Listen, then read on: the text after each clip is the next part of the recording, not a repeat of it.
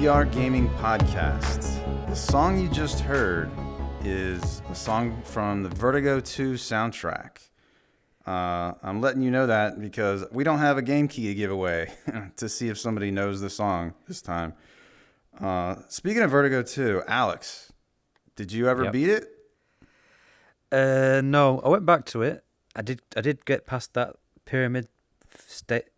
That pyramid stage was such an absolute pain in the ass. That was, I agree. Yeah, and the thing is, I didn't realize because basically, if you've not played the game, there's this towards the end. There's like this big pyramid, which is inside the pyramid is the final boss. But to get inside, you've got to go all the way around it, and they just like wave after wave of enemies come at you. And I did that. I went all the way around back to the front, and I didn't realize that you have to go into these little towers, these little buildings, and press a switch. Weren't they angled oddly too? Yeah, they're like some of them one's underground and stuff, so you have to find it. So then I had to go back round again, and then every time you press the switch, another wave comes. So it's like if I'd have done that all in one go, that must have been an absolute nightmare to do that all in one go. Just wave after wave of enemy. It was it wasn't much fun. But you got through it. I don't remember what's the next thing. It's the final boss. Oh, so you got to the final boss? Yeah, I got to the final boss, and then I was like, "Yeah, I'm not doing this." Did you? I did it. I had a couple. You took I had a couple of tries. Okay. Yeah. It frustrates me because there's parts of this game that are really good, and there's parts which I just feel like I want to move faster, and I can't. Mm-hmm. And this end boss is like this big blockhead type thing with these little legs. And it literally just rolls over trying to crush you. Yeah. And it's constantly chasing you, and you just can't move fast enough to get out of the way. And on top of that, then it's like firing these orbs that if they hit you, they explode and take like half your health. And it's just you need to be constantly moving. Can I give you a hint? Don't feel it. You can, but I'm not going back to it. You're not going to go back to it? I just watched the ending online. Oh, well, you have to. To be honest, you have to teleport with that boss. You have to. Oh, well, that's definitely I wouldn't want to do it then. Yeah. I was trying without teleport to just I mean, I don't know how many times I tried, but it just could not happen.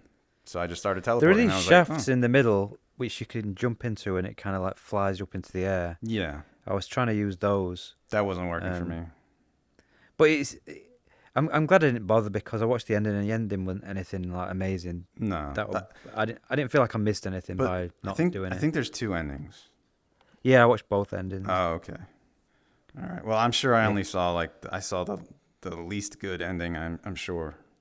Yeah, you have the option to do one thing or another. Yeah. And it gives you slightly different endings, but neither of them were like, oh my god, I wish I'd seen that in VR because the ending it's like a cinematic that's played in a screen, so you're not actually in the it's 3D, but it's not like in the actual. You're not actually in the world. Yeah. So it's just like watching a cinematic on a screen in 3D. So it's not like anything amazing to. I'm glad I didn't bother with it, knowing what the ending was. To be honest. Mm-hmm. All right, well, I don't know if you don't already know Alex. He's Virtual Insider on YouTube. Go check out his YouTube channel. He does great videos where he analyzes, different aspects of VR or highlights a specific type of game or a game mechanic. And I'm Justin, MAME fan on YouTube, and I do VR games and old arcade games from the 80s and 90s. But this past month, I haven't done as much VR as I normally do. And the reason for that is that Zelda Tears of the Kingdom came out this past month. Or was it? Yeah, May. So when a new Mario or a Zelda game comes out, I tend to focus a lot on those. And this game, I don't know, I think I've already put over 60 hours into it. And I still don't feel like I'm close to beating it. I've heard it's like 100 hours to finish or something like that. Yeah, it's just insane. It's crazy. But is it like, to me a long game? We'll talk about that in another game, which we're going to mention later. Mm-hmm. But to me, like a game that you can spend that much time in isn't as appealing as it might be to some people because I find these types of games tend to be like padded and just repetitive. Yeah. Do you find that with Tears of the King? It's definitely repetitive, especially with the fact that Like the original, the previous game came out in 2017, I think. Breath of the Wild. This game is Yeah. so much like Breath of the Wild. It looks just like Breath of the Wild. You know, it's the same. It's almost the It's the same same. place. Yeah, it's almost the same world. You know, the layout is. You know, it's all like the same. It's a lot of the same characters. You know, the friendly characters are all. It's all the same. Like a lot of these Zelda games repeat the same shit over and over again. Yeah. But the fact that the open worldness of it is what appeals to me so much. But I still don't think all these sites give this game a 10 out of 10. I don't think it deserves that because Right. they just redid so much of this shit from the previous game. And There's then, in the building or something now. yeah, That's they the big added difference. building where it's like Minecraft in Zelda now. And that's kind of fun, but it's also kind of annoying when you have to I'm like, fuck, I have to build another thing to get across this part. And they've added some new abilities. Like one of the crazy new abilities is it's called Ascend. Like Link just jumps and he can jump up really high and slam his head into the ceiling and then go through it. So you can Okay. go to the surface above you, which Right. is pretty cool because there are instances where like you forget that you can even do that, and then like maybe later you'll realize, oh wait, I could have ascended up to that part, you know, because that's not something I don't think I've ever done in any game. And Yeah, they then, always have like a new thing, like yeah, that new hook, new mechanic that no other game's done. Because like the first game, I've never actually played it, but it was apparently the first game where it didn't have objectives and markers on the map. You kind of just go into the world and yeah, you just explore. You can go yeah. anywhere you want. Yeah, it's Nothing's locked. probably one of the first open world games. I don't know what. I doubt it was the Like a original. like a true open. I think it's like there were games open world before it, but I think this was the Mhm. first one where it was just kind of it was so open. You could literally go to the final boss if you wanted to. Obviously, you weren't going to do it because it was too hard. You kind of needed to gear up and stuff, but you could literally go anywhere on the map. There's no like Mhm. levels and Well, no I never locks. beat Zelda, the Right. original, but I've watched people play it. I don't know. There are certain dungeons where you have to get a certain item, like say a Yeah. raft, and the only way to get like to certain places is to get that item. So I don't know A if you bit could go like the straight to. forest. Yeah, I don't know if you could go straight to like the final Right. boss. It's not as open as what people say then. Yeah, it's not But that you open. can kind of climb everything though, can't you? You can climb and just go Oh, wherever you want. You're are you talking about the original? Or are you talking about because Tears of the Kingdom, Breath of the Wild? You can go straight to the last boss. I was talking about the one before. Oh, Breath of the Wild. Yeah, you Yeah. could. I thought you were talking actually about the very first Zelda on No, I'm talking NES. about All right. the Breath of the Wild was the one that Okay. innovated that whole openness of. Yeah. Yeah, you could go straight. I don't know how because you don't even start with. There's an item you get called a paraglider, that's one of the coolest things they added in Zelda, where you can glide. So, like you can get to a high mountain and then jump off, and then you can glide really far across the world, and that's just a lot of fun. So when you start that game, you don't have that. So I don't. Maybe people have to use glitches Yeah. to get to the final boss. I don't know. Anyway. So yeah, I'm spending too much time on that game, and so that's why I don't have a lot of games to talk about here. But we both played this first game, Yep. Another Fisherman's Tale. Do Yep. you want to go first? Yep. All right. Yeah. This is the sequel to A Fisherman's Tale, which is a puzzle adventure game. I'd say maybe. The first one was very restricted, where you were just in this lighthouse, and the mechanic of that game was could you had like a miniature version of the lighthouse, and you could look into it and you could see yourself, and then you could pass yourself things through that lighthouse, and then that would make them bigger, or you could pass them out of that small lighthouse to the big one, and then that would make them smaller. And it was really innovative with the way they did it. But this new one it's the same characters and everything, but you can actually detach your hands, you can touch your head, so you can literally like throw your hand across the map, and then you can use the trigger to walk like the Adams Family, the hand where you walk around and you twist your hand in real life to steer it. And you can grab levers and bring them back to you, or you can pull levers, grab out items you need to. You can attach claws, so you've got like a lobster claw, so you can cut things with it. You can detach your head, so you literally like slingshot your head off your body, and you can put it onto certain things so that you can get a better view of what you need. So you can like slingshot your head over to one thing, throw your hand over to somewhere else, and then move your hand where you need to, and then pull it all back to your body again. There's one bit towards the end where you have like one hand over one place pulling one lever, another hand somewhere else pulling another lever, and then your head's somewhere else because you need to lock into a key. And then on top of that, you also need to steer your body, like headless body, to somewhere else. So you're having to do all these things independently. It's kind of like patting your head and rubbing your stomach at the same time. It can be a little bit tricky to do. That's a good description. Yeah, but it's fun. It's innovative. It's really. I mean, I know you said that you weren't as fond of it as me, but I thought it was one of the best puzzle games we've ever had. Really innovative. I love the story. There's a section where like it's a bit trippy where you're going along this. Don't even know how to describe it, but there's like you're singing songs and stuff, and it's just really just. I just enjoyed it from start to finish. I thought it was great. Do you mean the part with the giant fisherman? Yeah, Okay. yeah. Yeah, that part broke my brain. It was cool, wasn't it? The issue I have with this game is it's the controls. I can't deal with the controls. What with the having to use your hand independently and stuff like that. Yeah, so all right, well part of this is using an index controller. They have it mapped so that grip is what makes your hand come back to you. Oh, right. I know what That's a you're gonna huge say. problem. Did you change the controls or remap something? No, I just got used to just kind of making sure because sometimes if you like have one finger rest on it, it'll Yeah. class that as grip, and then Yeah. your hand will come back again. So then you have to throw it and do it again. But That pissed me off so many times. I just got used to making sure my hand was fully open, not touching the controller, so it wasn't that big of a problem for me. But like in a VR game, you tend to want to you want to grip things. Yeah. Intuitively, I want to grip.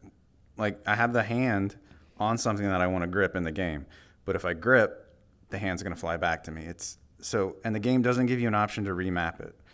I was recording my play. I played through the whole game and I recorded it all. So I was like, shit, I don't really feel like messing with the Steam VR controller bindings and trying to fix this. So I was just like, all right, I'm just gonna continue with this.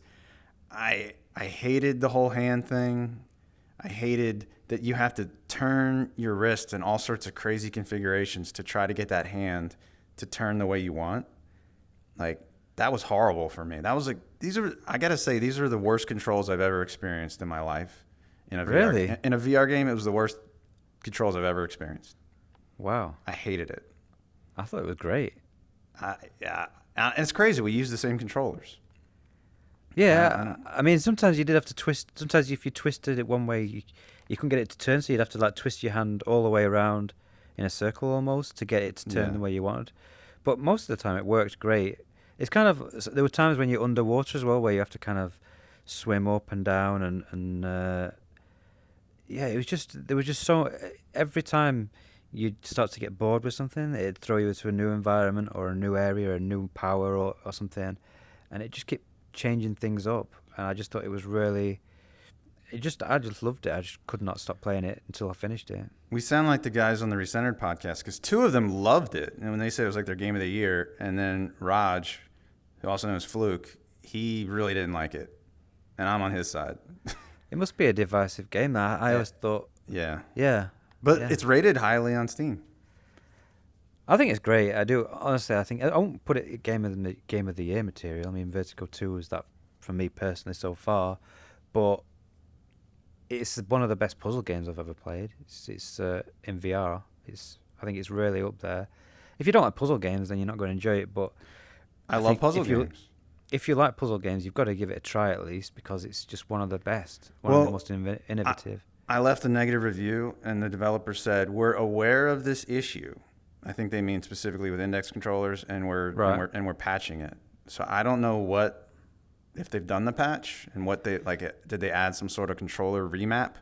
Because in my review, I said like if we could remap the controls so that grip wasn't bringing my hand back, that would help a lot here. And also, I was like, well, instead of turning my wrist in all sorts of crazy configurations, I'd rather just use like the right analog stick or something to turn my hand. But you use that to I don't. Well, you and I don't. turn you. No, but that's that. Yeah. Because I tried that at first, and it turns your actual body, not your Yeah. hand. So Yeah, but like maybe for someone like us who doesn't use the right analog stick to turn. yeah, they could you know? do that. I mean, it's adding more options, but Yeah. yeah, I mean, most people seem to be fine with it. So I don't know how I much. was so pissed off. You were like, each time you went to a new puzzle, it was just like you were more excited, and I was just getting more and more pissed off. I was so pissed off. And the environments are so cool as well, like because it's telling a story of this girl and her dad's telling this story, but then you get like transported into the story, Yeah. and you're like a miniature inside the toy. It's like a toy basically. You're like Yeah. inside a toy little model set or something, and sometimes you'll be in this what's the for God's sake, not attic. What's the opposite of an attic? Basement? Basement. You'll be in the basement in this environment, but then if you look out, you can see like the basement around you, like all in big scale. Like you feel like you're just a small thing inside. Oh yeah, yeah, I know what you're talking about. And then you're on a boat and you're steering the boat, and it's just I really just thought it was such an incredible journey, and obviously the puzzles. I just thought they were just really well done. It's a game that just wouldn't work out of VR. They just made such great use of VR. I just loved it. I really did. I liked the first game a lot more than this one, but this one was I think this took me 4 hours to beat. Some people said they did it in 3. Yeah, I did it in about nearly 4 hours. 4. So it's longer than the first, because the first was like 2 hours. It was really short, whereas this one's It was shorter than that, I think, for me. the first. Well, yeah, it might even be shorter than that. Maybe Yeah. like an hour and a half or something. But they went before it was released. They said it was like 6 hours. So I thought, oh yeah, this is going to be. Yeah, a I read longer that game. too. Yeah. And it wasn't, unfortunately. Yeah. But yeah, I mean, it's difficult to probably see as a developer to know how long it's going to take people to solve puzzles and things. The puzzles weren't very hard. I will say that. Like, the puzzles weren't difficult in figuring out what to do. It was more actually doing the things. So just Getting the physically. hand to go where I want it to fucking go. Yes. Yes. And I had to. Okay, another thing. To make the hand go forward, you hold trigger. Yeah. So you have to hold trigger and keep if you're using index controller, hold trigger, keep your hand open, make goddamn sure you don't somehow grip your controller. Yeah, that is weird, because you naturally want to grab the control. It's one of those things that if you weren't using an index, then it would probably be fine. And you could also probably remap it so that you have to squeeze the grip harder to grip to return it. You could adjust the sensitivity. I would have done that if I wasn't recording. So there are ways around it, but I mean, I personally just got used to it and just dealt with it. But it sounds like it was a real deal breaker for you. Yeah, that was a deal breaker. But I gotta see I want to see what they patched, like what they did to it. Yeah.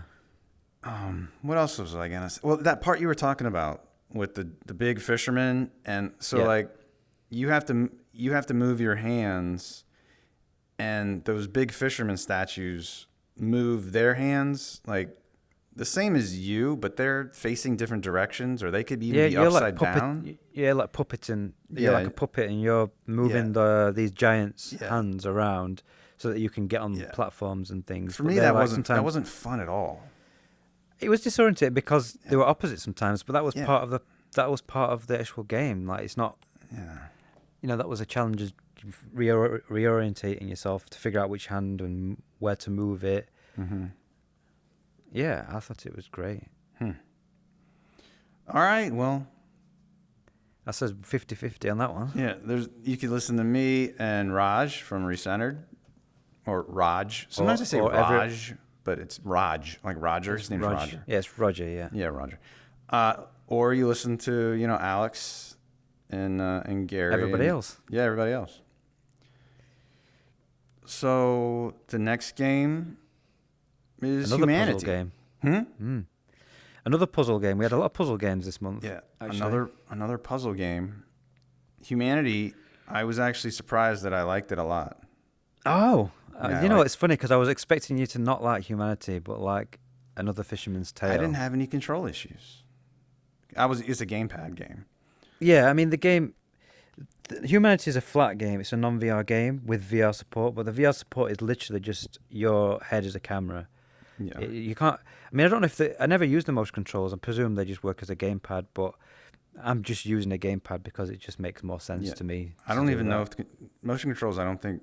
I mean, they're not listed on the store page, so maybe they don't. I think work they'll probably work as a gamepad. But okay. It's kind of, if I'm having to use them as a gamepad, I'd rather just use a gamepad and just sit and just not. The only thing I'll say with this is, did you mess around with the scale thing I told you about? Yeah, I put the scale all the way up to 10, but the thing is, like, I was having a hard time noticing the difference. You can see. Do you know when you'll see a difference? Do you know when they'll have these bits where like cutscenes where they're like talking to you like with text and stuff? Yeah.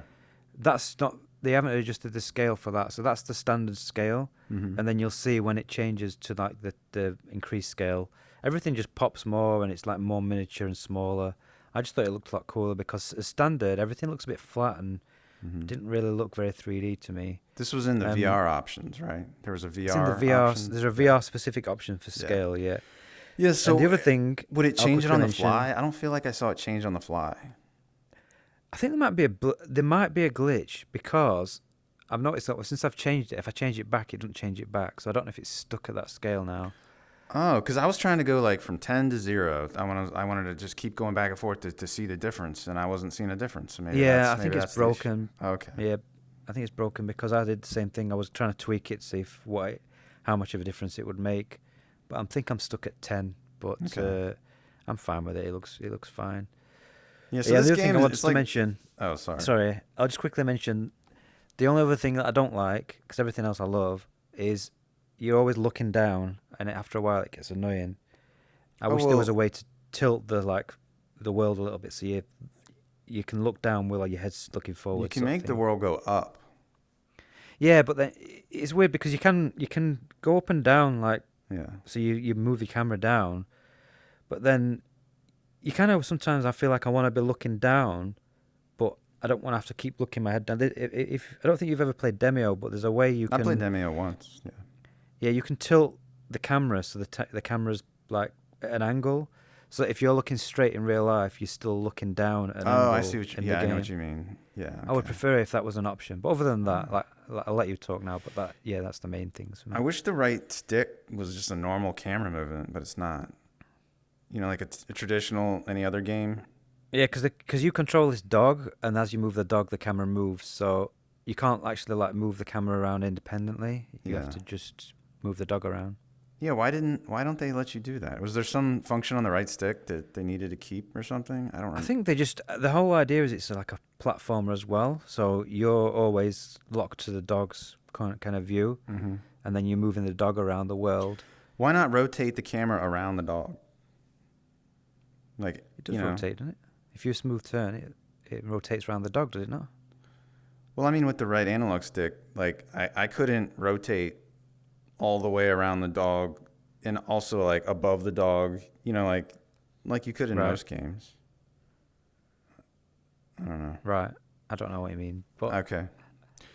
So like this game is basically Lemmings, and there's humans that are coming out of this portal, and you have to get them to a certain spot on the other side.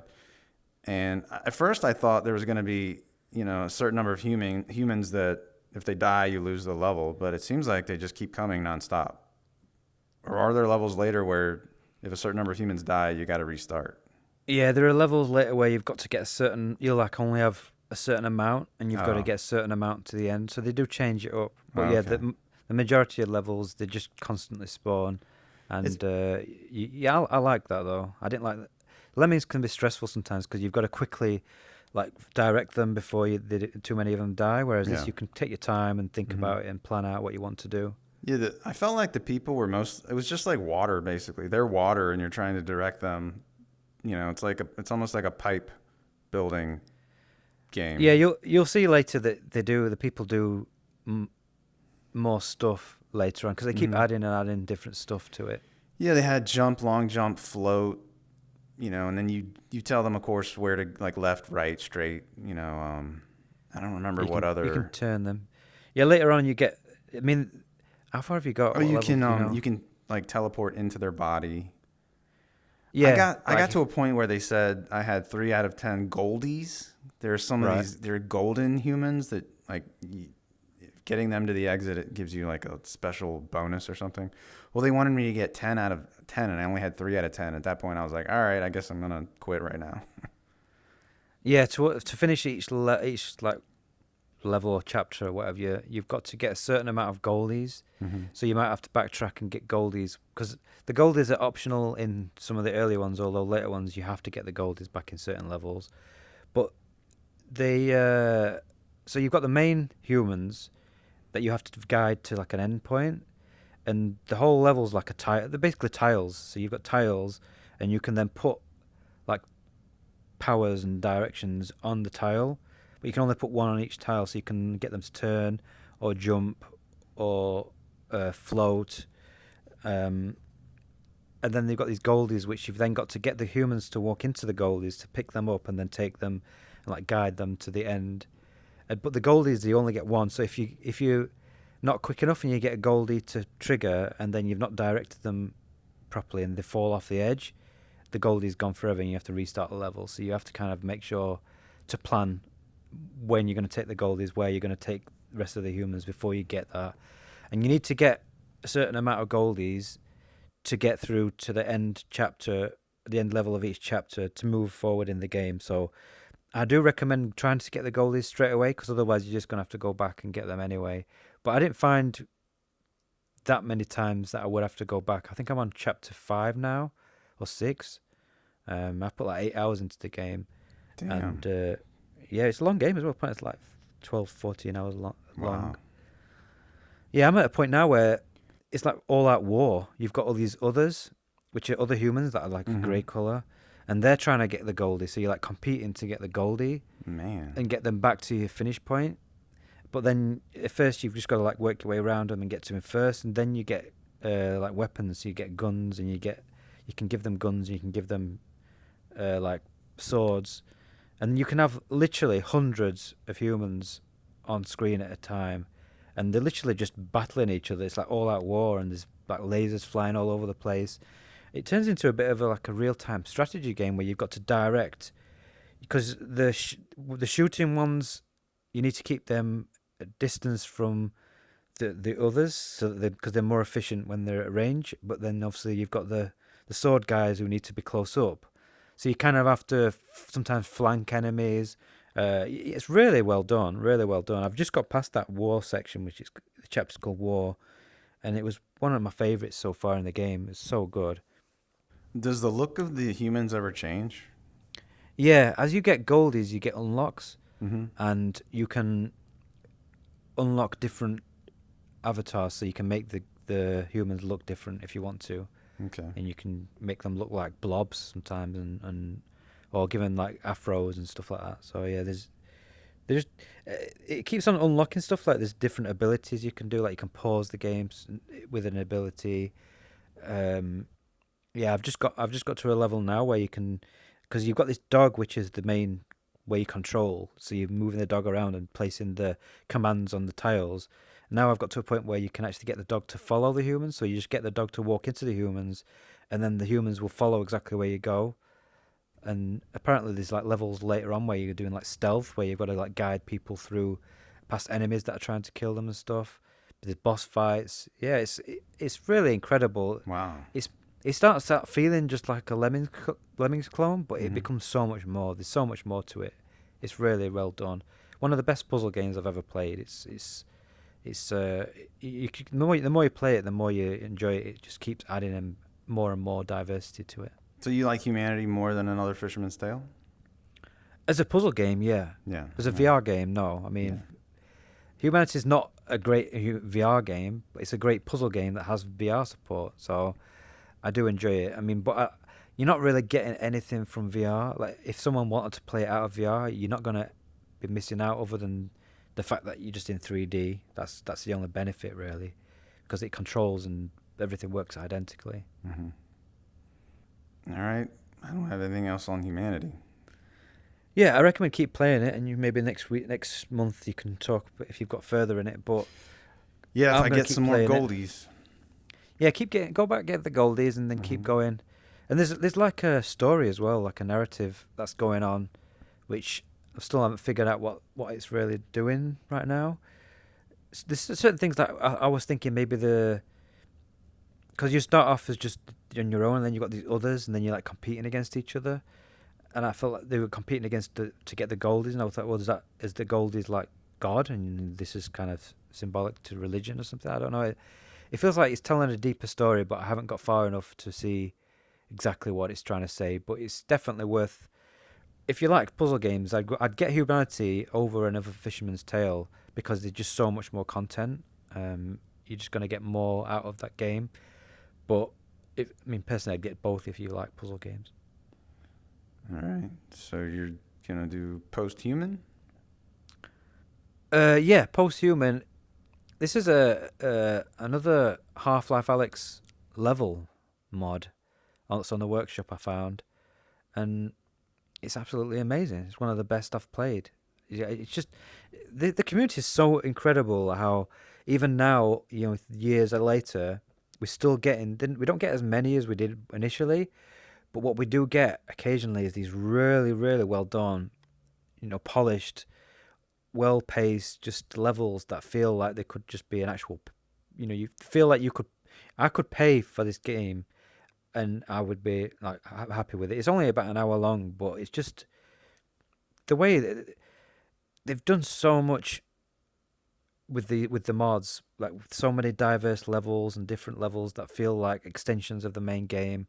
And this is another one that's kind of feeling like an extension of the main game. You are Alex in Half-Life universe. You're in one of the cars, like in the main game, where you're in that car in the back and it crashes and everything. You're in another one of those, and yeah, there's a different enemy towards the end that isn't in the main game, like a custom enemy, which is really cool. And it's just really well designed with the way that you can tell they've play tested this level. It's kind of a bit post-apocalyptic in a way with the way that the level looks. Very atmospheric. Everything looks dilapidated, and you're going into a building, and then you have to fight zombies. And there's some really good zombie encounters where they're coming at you from different angles, and you really have to be on your toes to get through those. And then there's some combine battles. There's some. I got pulled up by the barnacles a couple of times because they did this really.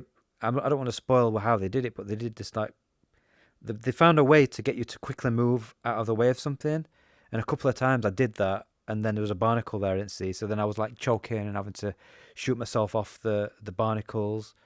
Really well done, incredible. Just perfect amount of ammo and health. Like I got down to one sliver of health a couple of times, but I never died. I just managed to scrape through.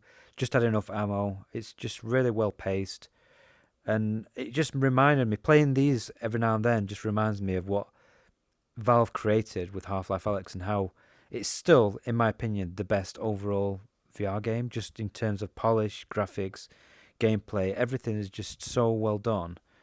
There's just nothing else out there right now, even years later, that comes close to it, in my opinion. I still haven't played many of these mods. Like I did that one where you took the drugs. I don't remember that Yeah, one what it was called. I did some of the in the very early nightclub. ones that came out. Yeah. Like there was like a Portal one. Did you do that Levit? I haven't done levitation. No, I don't know why. I don't even think about it. I forget they exist until you mention them. And I'm like, oh yeah, I should try those. I would definitely do that. I can give you some of my top like three or something. Yeah. Like Levitation's one of them. It's like a 3 hour long campaign. It's really well done. Okay. Yeah, there's some, and I can give you some others as well. Did you do the gunman contracts I did levels? that, and I wasn't impressed with that. Were you not? No. It felt more like an old school arcade game. You're like a light gun game in a way where you've just got the enemies are preset and you walk into a room and you have to clear them out quickly. Yeah, I Yeah. really enjoyed that. I don't know what it was about it. Like maybe sometimes I don't know, they popped out and they shot you immediately, like you didn't have time to react, and I Yeah, might have, you've got to be quick. It's like a yeah, John Wick simulator where you go into a room and you've got to quick bang bang pop up. yeah. You can't So it's take your yeah, it was a time. memory, kind of a memory game. But Yeah, I and think if you die, did it start you at the very beginning? Maybe I got pissed off. yeah, it does. Like I It remember did. getting almost all the way through it and then dying and like, fuck, man. Yeah, Yeah, I've had that. I've yeah. had that. Yeah. So I didn't think there wasn't any saves, but in a way, because you start to memorize where they are, it does feel like it feels satisfying. Walking in and being able to take them out quickly, knowing exactly where they are. Hmm. I enjoyed it. I Yeah. think like maybe there was something about it, like the animation of the characters I didn't like. Like they were all doing the same thing. Yeah, I Something. mean, it's limited to what the guy could do, but I Yeah, mean, yeah, yeah, he's actually making it as a standalone game now. yeah, yeah. He's using Unity, and he's adding loads of new cool stuff. Like he's adding melee, he's adding some really cool like penetration. So when you shoot through like wood, the bullet will go through and kill the guy behind the wood and stuff. Hmm. Okay. So yeah, I'm looking forward to seeing what he can do with that. But I remember him. even if Yeah, sorry. He announced it as go on. gunman contract standalone, and then a bunch of people were thinking he meant Quest, when really no, he Oh just yeah, means it's a game on PC that's yeah, it's doesn't not yeah part of doesn't need Half Life. Alex. Yeah. Yeah. Because he made two of them, which are both great, but it's like he puts all that time and effort into it, and then what's the point when he could actually? Because he got to the point where he was making so much custom stuff, Hmm. like he just said, well, I may as well actually make these into an actual game, and Yeah. then I can sell it and make money from it. Yeah. So that's what he's doing. I don't know if he's going to take the gunman contracts off Half-Life when it comes out, because I know that he's recreating the two levels that he did, and obviously adding more. But yeah, if you want to play them, they're free on Half-Life. Just look for gunman contracts on the Half-Life Alyx Workshop, and there's two of them, and they're both really good. Completely changes up the look and feel and the gameplay compared to your standard Half-Life Alyx gameplay. Yeah. Most people, unlike me, seem to like really like them. Yeah, I loved them. I just thought they were okay. I don't know. So Prey Dog, he obviously has the Resident Evil framework mod that he's done, where you can play Resident Evil 2, 3, 4, 7, and 8. You can play all of those. 4 is the only one that doesn't. It's not first person with motion controls. And then there's also Monster Hunter Rise. There's Devil May Cry 5, and he all of those games use the same RE framework, so that's why they can all work with the mod. He just added Street Fighter 6, which also uses the same Capcom RE framework. And so I bought the game for $59.99 just to try the mod, and like all the backgrounds looked great and everything, and like a lot of the cutscene or like where you're picking your character looked great, but during the actual gameplay, the characters were just hard to look at. Kind of like how in some mods, your eyes are really straining to look at some surfaces, like the I don't know, it's like the stereo. Is it called stereo fighting, where like one eye maybe isn't getting rendered correctly. But I think it's due to the frame rate. Like the characters aren't at the right frame rate. Yeah, he said it's something to do with a locked frame rate because the Yeah. animations are locked to 60 frames per second or something. But he said that he's done something with the because it's using the rendering's using like the Luke Ross rendering type thing. Oh, But alternate he eye found rendering. it's using that, but he found a way to sync it up so it's not alternating, it's synced together, but it has the same things that method does have. In like you get artifacts with certain things, and temporal anti-aliasing doesn't look as good, but apparently he's managed to find a way now to get it so it's actually like a proper stereo renderer. So those problems should be gone. Obviously, you've not had a chance to try the update, but Yeah, and that's a nightly build, I'm assuming. it's on. I just saw it on the GitHub updates, so I don't know if it's in the nightly builds or the main branch, but yeah, it sounds. I mean, it's going to be incredible if he's done that, because that would mean you could use like temporal anti-aliasing and stuff, and everything will look great in all the Resident Evil games as well. So if that's what he's managed to do, One thing I did try to do is I walked around in Sixth Off, So like I got Yeah. all the way up against my wall, and then recentered the game to be there, and then I could walk all the way across my room and like get right up close to the characters, get right up in their faces, look at them from any angle. Of course, Yeah. I did that with Cammy and Chun-Li, obviously. Yeah, I was gonna say. Obviously. I know which angle you're looking at. Yes, you know what angle. Yeah, yeah. But I refunded the game because the mod wasn't there yet. But as Alex said, he's improved it. So I don't know. I don't know if I can spend $59.99. On a fighting Yeah, game, unless you're yeah. really into it. I mean, I'm not. I'm not very good at fight. Are you good at fighting games? I'm good at the original Street Fighter 2, or like Street Fighter 2 Turbo, but not these new ones because they add all these new things to it, and I can't do all that shit. I Yeah, was never apparently you good at can. remembering all the combos and all that type of shit. Yeah, because this new one apparently they've added so many different accessibility options. You can actually play with the old school like layout and stuff, or Yeah. you can have things where it does easier combos and Yeah. yeah. I For some reason I don't feel right playing it. Like you can set it to where like yeah, a combo happens with one button press or a special move with one button press. I can't do. I'm not going to do that. No. I have to put the actual moves in. Yeah. Yeah. Otherwise, you kind of barely playing it. Yeah, that's how I feel. So yeah, I guess that's about it for Street Fighter 6. Okay. Well, a game we both played is Undead Citadel, which released today. I actually got access from the developer, so thanks for that. I was supposed to be making a video, but unfortunately, I've been having some problems with performance and just I can't capture this game without it looking really choppy and bad. So I've not been able to make a video, unfortunately. I am going to try and see if I can do something with it. The developer told me to reduce the super sampling down, which does help, but then the game looks absolutely dreadful. For me in the headset, it looks like really low resolution. Um, I've been reading reviews of this on Steam, and people say that performance is good for them. What was it like for you? No, I had no performance issues. But if I put it up to the default was 1.0 render resolution. I left it at that because I tried it at 1.5 and I had some issues. I had like ghosting, reprojection. Because it defaulted to 1.4 for Oh me, and really? then I turned it down to 1. Hmm. And it looks fine at 1, but then I still, even if I turn some other stuff down, it still looks, I can't get 80. It's always dropping like to 50 or 60 frames. Huh. I don't understand why, because when I'm looking at my frame times and everything, it's all on the GPU. It's not like my CPU limited or anything. So I don't understand why it's doing that. I've even dropped like the texture resolution down, and yeah, I just cannot for some reason get it to run that great. It's playable, but it's not like perfect for I had me everything at personally. high except shadows at medium, and I had 1.0 render. But my Steam VR was at 150%. Oh right, mine's at 200. Maybe that's Oh, what it there you is go. then. That's why. Yeah, I assume then that sounds like this is a game that actually uses the Steam VR super sampling because some games aren't affected by it. yeah. I think it's Unity, so it does. I think Unity's fine for that. Yeah, That's why I find 200 that's just too high. Uh, I I, use 200 on most things. It's fine, but okay. maybe I should turn it down a bit. How did you find it looked visually?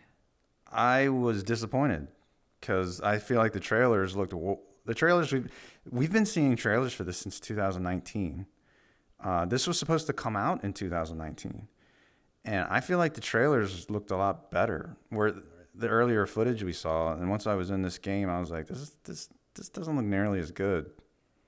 I agree. Yeah, Yeah, I'm glad you said that because again, I've looked at reviews and some people are like, "Oh, it looks amazing" and stuff, and no, it doesn't look amazing at all. disagree. I think it looks way better on like the trailers and the Yeah, 2D videos. yeah, When you're actually in the game world, I think it looks kind of okay. It's not like terrible, but it doesn't look amazing or anything. I'm yeah, not finding myself looking at stuff and thinking, "Oh God, that looks really good," and the environments look very, very similar, very hmm samey. a lot Um, of flat textures. I a lot of flat noticed. textures. Yeah, I mean, it's just when you see stuff close up, it just doesn't look as polished and as good as it in the VR as it does on the like 2D videos. It looks a little bit. It just looks like a small team's made it basically, which obviously I they have. Yeah, So I even wondered. I was like, Does this look worse because gonna port it to Quest? I mean, it looks better than a Quest game, but Yeah, I was like, is that what they're doing here? Are they preparing it for that? yeah. I mean, I thought that myself, but it looks too good to be a Quest game. I mean, I've seen Quest Yeah, games and they look terrible. But yeah. Quest yeah, three, this maybe Quest three can do maybe it. I who don't know. knows. But yeah, I mean, that's what it didn't. I was having performance problems, and it didn't look like I could understand if it looked amazing, but it just didn't blow me away. It starts off in the rain where you're at night and the rain's coming down. That looks kind of cool. And then there's lots of fog. I don't know if because you hate So fog in I games. was okay with the amount of fog when you're outside, but when you went inside homes, there's way too much fog. It's completely opposite of what you would think. There shouldn't be fog inside the house. Yeah, it seems to just like it's like a Bone Lab situation where they just put this volumetric fog everywhere, Yeah, and it's a bit overdone. And definitely. like the setting's like a medieval type setting with these old like brick, not even brick, like stone buildings and stuff. And you go inside buildings, but when to go inside, you just pull the handle, and then it loads inside the building, and then you do the same to get out. So you don't actually like open a door and That walk annoyed through the me. door. Yeah, it feels a bit cheap to be Yeah, honest the with you. door opens a little bit, then you get a black screen, then you're inside. And so a lot of times I was just like, oh, I don't want to open that door because I don't want to have to like wait. Even though it's not a long wait, I just didn't feel like it. I went through some of them, but after a while, I realized that there really isn't much inside them. Like, there's nothing really worth exploring to Hmm. get.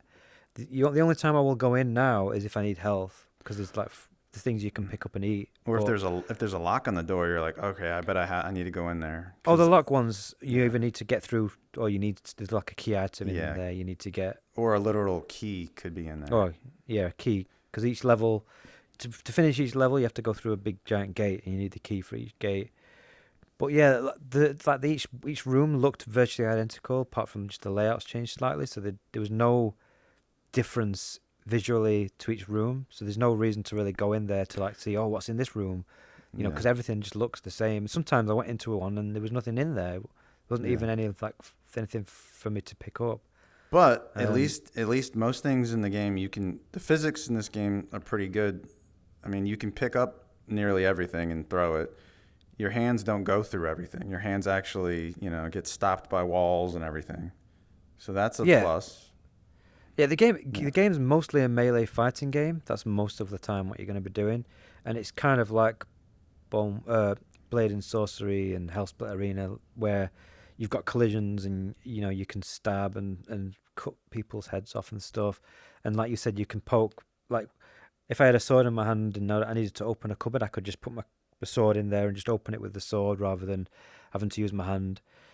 Sometimes it was sometimes a bit finicky. Like if you want to grab something, I found like I'd have to twist my wrist sometimes a little bit just to try and get it to highlight to pick Hmm. it up rather than just put my hand out and naturally just grab it. And I don't know if you've had this happen to you, but the weapons in the game break, the Yeah. breakable weapons. Oh, yeah, that's like Tears of the Kingdom. That's one of my issues with Yeah. Tears of the Kingdom. Your weapons break all the time. And like you'll be in a fight, you'll have a weapon, you'll kill like three guys, your weapon breaks, and now Yeah. you've got no weapon. So now you're literally running around trying to pick Yeah. one up, but you can't pick it up properly because you've got to like have your hand in the right position. So Mm.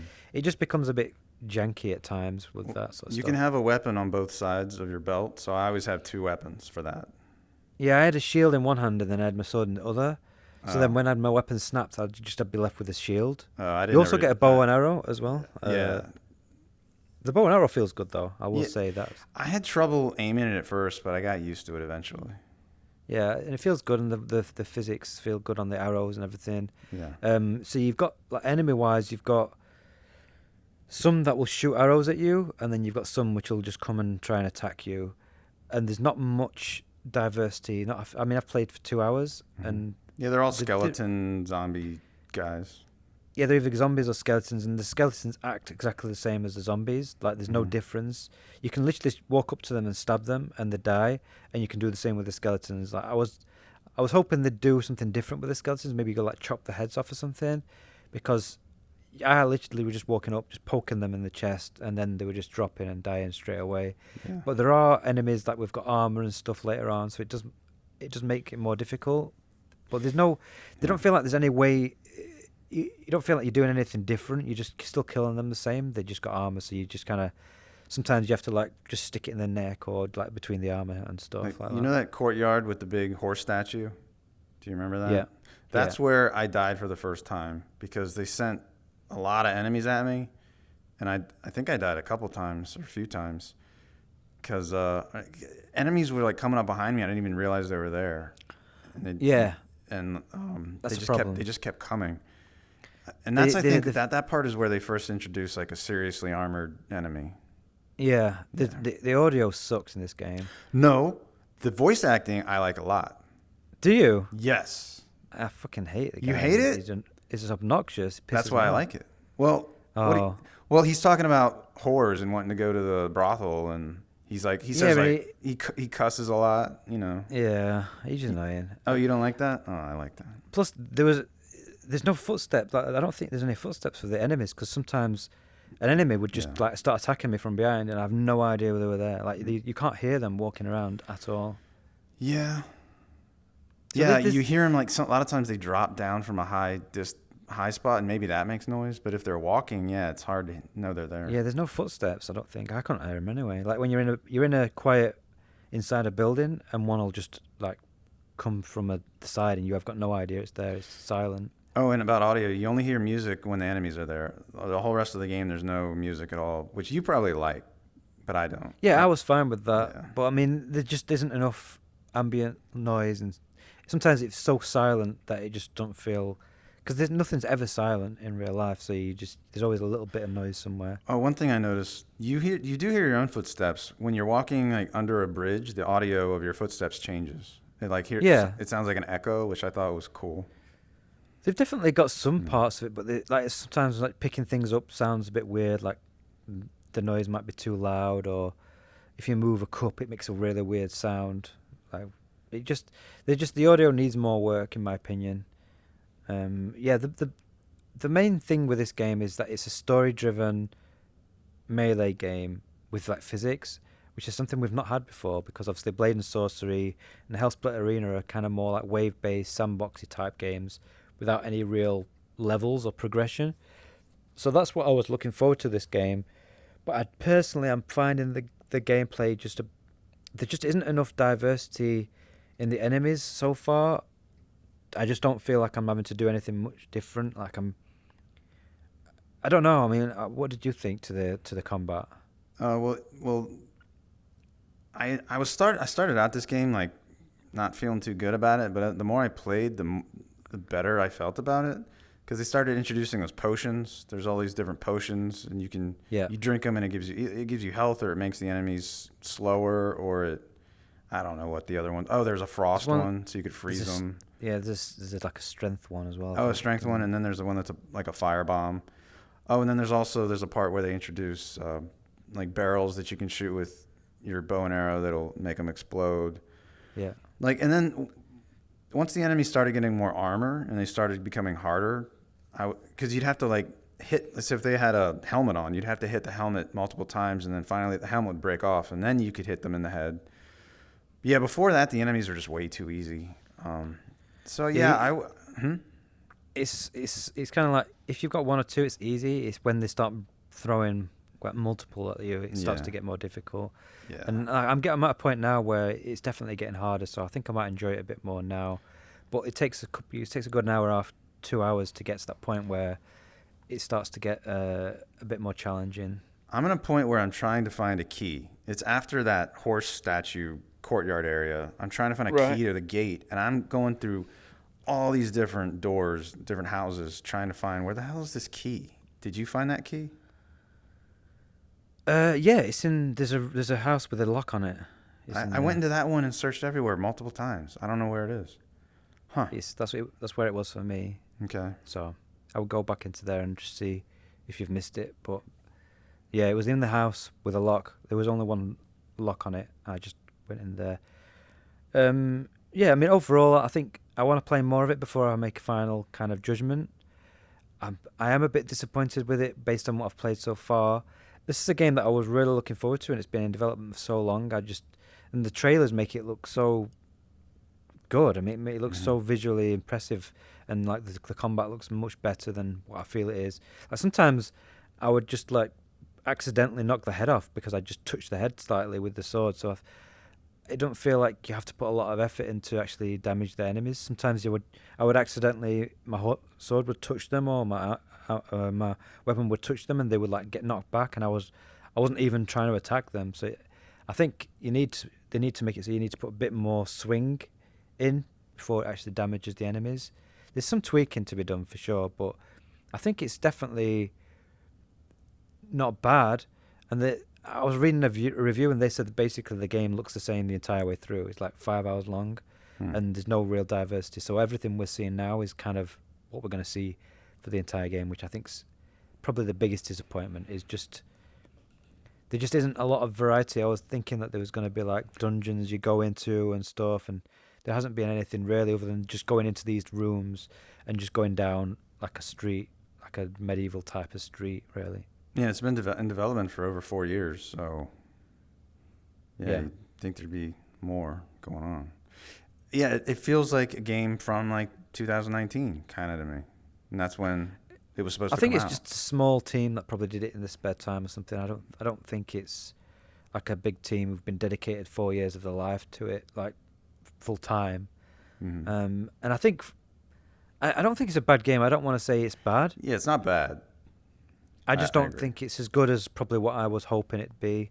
And I do want to play the rest of it before I say. So next month, after we've both played like the full game, we'll give our final verdict. But at the moment, I think you should try it and see what you think. But I would just not go into it thinking it's going to be like it's like the combat's not as good as something like Hell Split Arena, for example, which I think's personally my favorite like physics-based combat that I've played.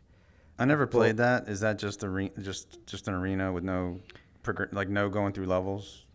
yeah, I mean it's arena, but you have levels, so you go to different arenas and you get unlocks and stuff. So it has got progression. It has got Mm. like a end point, but it is just going to different arenas and fighting different waves of enemies. So it's not like a sandbox. There is sandbox mode to it, but so there is actually mod support coming for that, and apparently there's a group of modders who are making an actual campaign.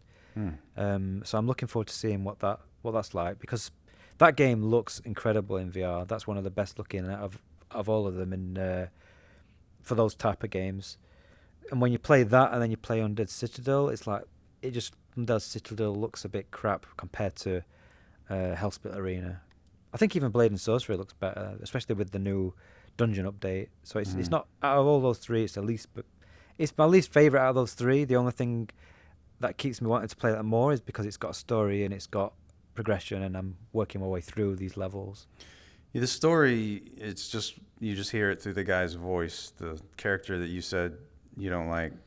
Yeah, Yeah. And then like yeah, occasionally the game will like direct you to look in a certain spot and then something will happen. yeah. Yeah. I'll see where it goes and see how I feel at the end of it. But I'll still definitely still play it. I think it's not bad, but it's not. I just don't think it's great. Yeah. All right. I got a free key for Formula Retro Racing, and I played that. It's basically virtual racing in VR. It's not as good as virtual racing, but you get a lot more courses. And I mean, if you like racing games, but it's gamepad only, I think. So if you're okay with using a gamepad in VR, I think it's pretty good. You have F1 car types, and then you also have these drift cars. The drift cars, the handling isn't very good. I think I already talked about this game before because maybe I did a demo. I think you played the demo, yeah, when we had Yeah, that it demo. was the same as the demo, Right. but it had more courses available. Yeah, it Yeah. didn't seem like they had changed anything. Like they didn't update it. Like one thing that sucks is the UI is like in your view. It's in your way when you're playing. So they need to fix that. But I hate UI in VR. I don't think yeah, UI is not something you want in your yeah, face. yeah. Like the speedometer, the tachometer, or something was like right where I'm looking on the track. Yeah. So that's annoying as hell. But other than that, I mean, it was pretty fun. I feel like retro games, probably not bad. Yeah. So that's it for that one. Last one I've got to talk about is Propagation Paradise Hotel, which we did talk about last month, but I'd only played like, I don't know, 45 minutes. So I've played some more of it, which I think you watched my video, Justin, and you saw where I've got to. And this game is scary as fuck. I mean, it's genuinely the scariest, most stressful game I've ever played. It I just liked hearing that because I don't think I've heard other people, because that's what I felt like it was the scariest game I've ever played in VR, but I hadn't heard other people say it yet.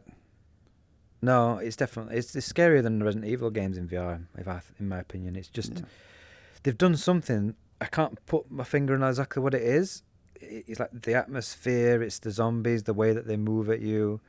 It's the I don't know. There's just something about it that just really gets under my skin. They're a real threat. Yeah. Yeah. I mean, some people, because some people commented on my video saying that they didn't like how spongy the enemies were, but honestly, it makes them more threatening because you can't just shoot them in the head and they instantly die. You've got to pump bullets into them. So, like you say, they are a genuine threat. Like one zombie, a lot of zombie games, like they need numbers for them to become a threat. Yeah. One zombie is enough Yeah. to be a problem, and you get two, and then you're like, oh shit, I need to get out of here. And if you have to reload, then you're like so panicked. Yeah, I mean, you saw in that video, I had because there's some that are really tall, like 6 foot plus tall. Yeah. So they're really imposing, and he was like constantly kept getting onto me. I'd run out of ammo. I was having to because you have to use your hand to push them off. I was trying to grab a magazine, and then he came back on me again. I'd push him off. Then I like, ran away. I'm reloading while I'm running. Turn around, shot him twice in the head, and he died. And that was my last bullet. I was down to my last bullet. So it was like they've managed to get the ammo and the pacing really good as well. So you just feel like you just got enough ammo to get through some of these encounters. And there were times where I literally just had to run. I had no ammo. I just had to leg it. Yeah. And then I was like hid around this corner, thinking if these come around and see me, I'm fucked because I had no ammo. I was literally out of ammo, and luckily they didn't come round, so I managed to get past it. And I haven't been back in it since because it's genuinely difficult for me to get through. So I might stream the rest of it or something. I don't know. The only way I'm going to play it is if I probably record it. So I might. That would be stream it. entertaining if you streamed it. Yeah, I don't know how scary it is towards the like because you've seen where I got to. I got to that weird butler guy. You So haven't. that's Yeah, you just haven't fun. gotten. There's new enemy types that you haven't seen. Cool. Yeah, I might stream it. I might stream the rest of it or something just to get through it because I do want to finish it because I think it's a great game. I think it really is one of the best like survival horror games we've had in VR. It's some things like the voice acting's a little bit dodgy with some of the people. Like that butler guy sounds like a robot. I don't know if it's AI generated or something. But the main character you play, she sounds fine, and like it looks great. Visually, it's great. I love the zombie design. I think the zombies look really cool. There's some diversity as well. Like there's one where you basically kill their entire family. You've got this kid, the dad, and the mum all in this apartment, and you end up having to encounter them all at some point. And yeah, they're just freaking scary as shit. It's just like they'll burst through doors. Like you'll go into a room and shut a door, and they'll just burst through the door and come running at you. It's like, oh my god, it's so scary. And every time I'm like panicking, I'm just shooting. And you don't have a lot of ammo, so you need to like conserve your ammo. But I'm just like bang, bang, bang, bang, as quick as I can, just trying to shoot them because I'm just panicked because they're literally right. It's like within you seeing one and them seeing you, you've got seconds before they're right up on you and they're trying to attack you. You haven't got time to be taking your time and taking your like with Resident Evil 2 and stuff. They walk towards you like very slowly. Yeah, the so you shamble. can like you can slowly just like pop them off, and obviously when you've got a few of them, it gets more frantic. But with this, just one of them, it's kind of like Left 4 Dead zombies, a little bit slower, but one of them is enough to be a threat. You don't need like a horde of them to come in at you to be a problem, and it's genuinely makes the game so much more tense and stressful. I think it was the right decision for them to do that personally. Yeah. So I guess, I mean, I played 3D Sin VR again, it's on Steam. It's an NES emulator in VR. So I played Kung Fu and Spy Hunter. Spy Hunter, I don't know if you ever played it on NES. That was hard as hell. I don't have any idea how to play that. I don't know if anybody does, but that was just a video of me just sucking Struggling. at that game. Yeah. Have you played Kung Fu before? I've not played any of these because I never. I think NES probably NES. wasn't big in the UK. It was, but it Oh, was what? like you either had an NES or what was the other one? Sega, Mega Master Drive, System? Genesis. I think it Oh, was Genesis. called it. Well, yeah, Yeah. the Mega So Drive for you, yeah.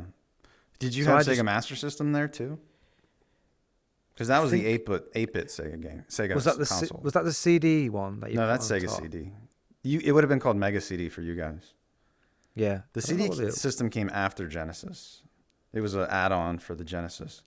The Sega Oh, Master System came out before Genesis. I don't think It I had was one of those. it competed with the NES. No, I think I had a Yeah. Dreamcast after that. Well, that's Uh, much further on. Yeah. yeah, but yeah, we weren't like a rich family or anything, so I couldn't have every system. And Mm-hmm. I ended up going for the. I think I was a Sonic fan, so I ended up going for the Sega stuff. Mm-hmm. Okay. Yeah, I was a Sega kid. I had video games were my main thing, so yeah, I got pretty much every Sega console. Uh, so that's it for the games I played. All right, I think you're done. Yep. Firmament came out, but we both didn't buy it. It's mixed at like 65% on Steam. I don't know. The reviews didn't seem too Apparently, it's a thrilled. bit buggy. Mm-hmm. There's some issues with the VR. Performance is not very good. And the other thing, I loved Myst. Myst remake was really good. I thought it was one of the best puzzle games in VR. Really beautiful, stunning. This puzzles was hard, but you could still figure out most of them out. But they also made another game called Abduction, which was the most recent kind of game they made. And that game was hard as balls, but not fun hard. It was kind of like I'd look up the solution. I'd be like, really? That's how you do it? It just, I just got fed up with just trying to walk around having no idea what I needed to do because it's like massive open areas and you could, the solution to one thing could be a complete other end of this massive open area, or it could even be in a different world and you'd have to go between worlds to solve puzzles. So it was just so hard. And apparently, Firmament is more like Abduction than Myst, and that puts me off because I didn't enjoy Abduction that much. Hmm. So On reviews I read, they were like saying it was just like doing little geometry puzzles all over the place. I don't. we'll see. I mean, I'm going to try it at some point, but I'm waiting for them to fix some of the issues because it's definitely sounds like it needs a little bit of patching. Hmm. But overall, I think the game looks good. I mean, like visually, it looks like it's going to be interesting to be in VR in that game. Mm-hmm. I'm not going to rush out and buy it because plus we've already played like 2 puzzle games this month. It's like another puzzle game. And, All we've added this month is puzzle and games. Tears of the Kingdom is a puzzle game. You're just doing puzzles constantly in that game. That's Yeah. So I'm tired of puzzles too. And then Hello Neighbor VR Search and Rescue came out also. It came out on Steam and PSVR 2. I don't know if it's on Quest maybe. Which is another puzzle game. Yeah, and that's mixed 65%. Oh yeah, it came out on Quest because they say that they only support it on Meta devices. So like Oh it yeah. doesn't have index support, Vive support. I don't know, maybe no WMR. So a lot of the negative reviews are people complaining about that. And then there were people using like Quest 2 saying they couldn't play it with their virtual desktop, so they said negative, shit like that. It's a nightmare, like trying to support all these devices on PC. And especially because on Steam they don't say there's no longer a list showing the headsets it supports. They took that Yeah, out. which is stupid. Yeah, that is stupid. I guess they presume that every developer needs to support every headset now, but Yeah. before at least you could. So even then, though, people still bought it and then complained. So it is difficult PC VR to develop for because, especially if you're a small studio, Mm-hmm. imagine all the different combinations of controllers and headsets you've got to try and support. And they say that it's easier now with OpenXR, but you still have to imagine the index, the problems we've had with the index sometimes with like the the grip level being too much or Yeah. not enough, and so they still, even with that, they still kind of need to have the equipment to test it to see how it will play, and obviously it ends up being really expensive for small indie studios to get 5 different headsets and controllers. So I don't blame them for not being able to support all these controllers normally, but it's not a game I'm not really into these hide and seek games where you're having to like run and hide and spend a lot of time Yeah. waiting around for them to bugger off so you can carry on playing the actual main game. So that, although I've heard that you can, I think there's a mode in this where you can actually turn the neighbor off so you can just do the puzzles. So maybe I would do that. I don't know. That's easy mode, I guess. Yeah, because that would just annoy me. Like if I'm having to try and solve a puzzle, but also trying to avoid someone that's trying to like kill me. But you like Alien Isolation, don't you? No, I don't. Oh, because I it's don't too like scary. it. Yeah, that's another Yeah. game I've not been able to get to. Yeah. Plus, I don't like that loop of just hiding on the table yeah. and yeah. Yeah. At least give me a weapon or something so I can defend myself. Yeah. Well, later in that game, I think you can get a flamethrower, and that'll make it run away. Yeah, I've got a gun. I've got a pistol, which I assume I can use on it. But Oh, okay. I don't think you can't kill it. You can just kind of get it to run away for a few seconds, but it's always there waiting for you. Yeah, I can't remember. I played it so long. I played it flat before. I wish I didn't, but back when it first came out, I can't even remember if you shoot a gun if the thing just keeps coming at you. I don't remember. I know you can't kill it, but yeah, I want to play that game. But I was always wishing that they'd make like an official port with VR motion controls, because the mod's good, but it's just not. You can't do room scale with it. You kind of do need to play seats with a gamepad, because it's not 3 DoF, but it's also not full 6 DoF. Like if you try and crouch and stuff, the camera goes weird. If you move too far out of your play space, when you rotate your head, the rotation goes weird and stuff. I had problems trying that mod. I didn't like it. Yeah, it's definitely a seated experience with a gamepad, in my opinion. Yeah. I don't know. I guess it's so old that it's not going to be Unreal Engine 4. Who knows what it is? No, I think it's their own and proprietary. Oh, it's proprietary. Oh, okay. Yeah, it runs. One thing I will say, it runs great. Like, yeah. It looks really good, and it runs great. So whatever engine they're using, do more games with that, 'cause it works really well. Yeah. All right, so now we're going to go through a bunch of news. There was a PlayStation Showcase 2023 where, from what I heard, a lot of people were disappointed. VR people were disappointed at these announcements. So they showed Resident Evil 4 and let us know that it's going to have a VR mode of the full game. And I guess they showed new footage of that. I don't know if that was actual gameplay footage. Do you think it was? Yeah, it looked like think so? Okay. I thought it looked a little bit too good, but it depends on what it looks like in the headset. I mean, yeah. All right. I don't know. Obviously, I've still not got a PSVR 2, but I'd be curious to see what they look like, these games in the headset. It's gonna be reprojected. It's gonna be that don't bother me as much. It's more just, is it blurry? That's the main thing. Is it going to be like a soft image? Oh, there is motion blur when you move. People say, like, aside from the reprojection, that if the brightness is up, you have to put the brightness down really low to not see this like blur. I've heard that, but some people said it don't do anything. So I think I'd rather just play with the normal brightness. Yeah, I would too. Yeah. I'm definitely going to get one at some point. I was watching this because I thought, well, if they show something that's like, even if it's just not even out, it's like coming towards the end of the year, like some big announcement for some first party game that they've got in development from one of their studios, that might be enough to, tip me over the edge. But they just didn't show anything that made me excited for buying this headset and a PS5. There wasn't anything kind of stand out. And the showcase was an hour long, and the VR stuff was like 6-7 minutes. So that's honestly what I expected, because this wasn't VR focused. So I expected it to be a small sliver. I hope that they do like another VR focused one, maybe in a few months' time.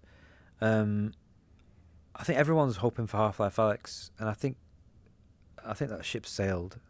I just feel like if it's a game that's already complete, all they've got to do is port it to PSVR 2, and I think Valve probably just aren't interested. I don't think Valve are weird.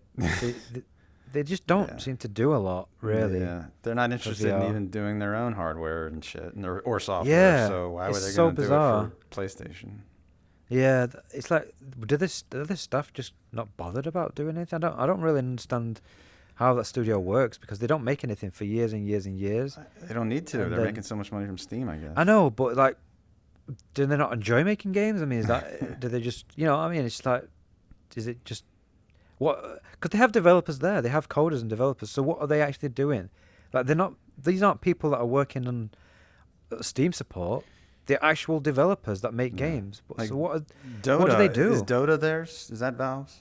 Yeah, Okay, well, I don't know if they're pumping out updates for that. I have no idea. because they had 70 people working on Half-Life Alyx. So what are those 70 people doing now? Are they all laid off? Are they working on what they're doing? I mean, I know they made Counter-Strike 2. Is that the big thing they were working on?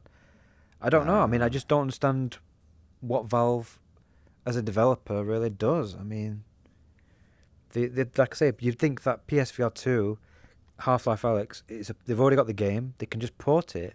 Mm-hmm. It won't be that hard. I mean, it's a game that runs pretty well on PC anyway, even on low spec hardware. So they won't need to like redo a lot of stuff. I think they could probably just take what it is now. They've already got dynamic resolution they could have on there to make sure, you know, it stays within a target frame rate, and just get it set up for the new controllers and headset. I mean, they'd make more money. They'd get a lot of sales, and they'd get a load more exposure for VR. So I don't know.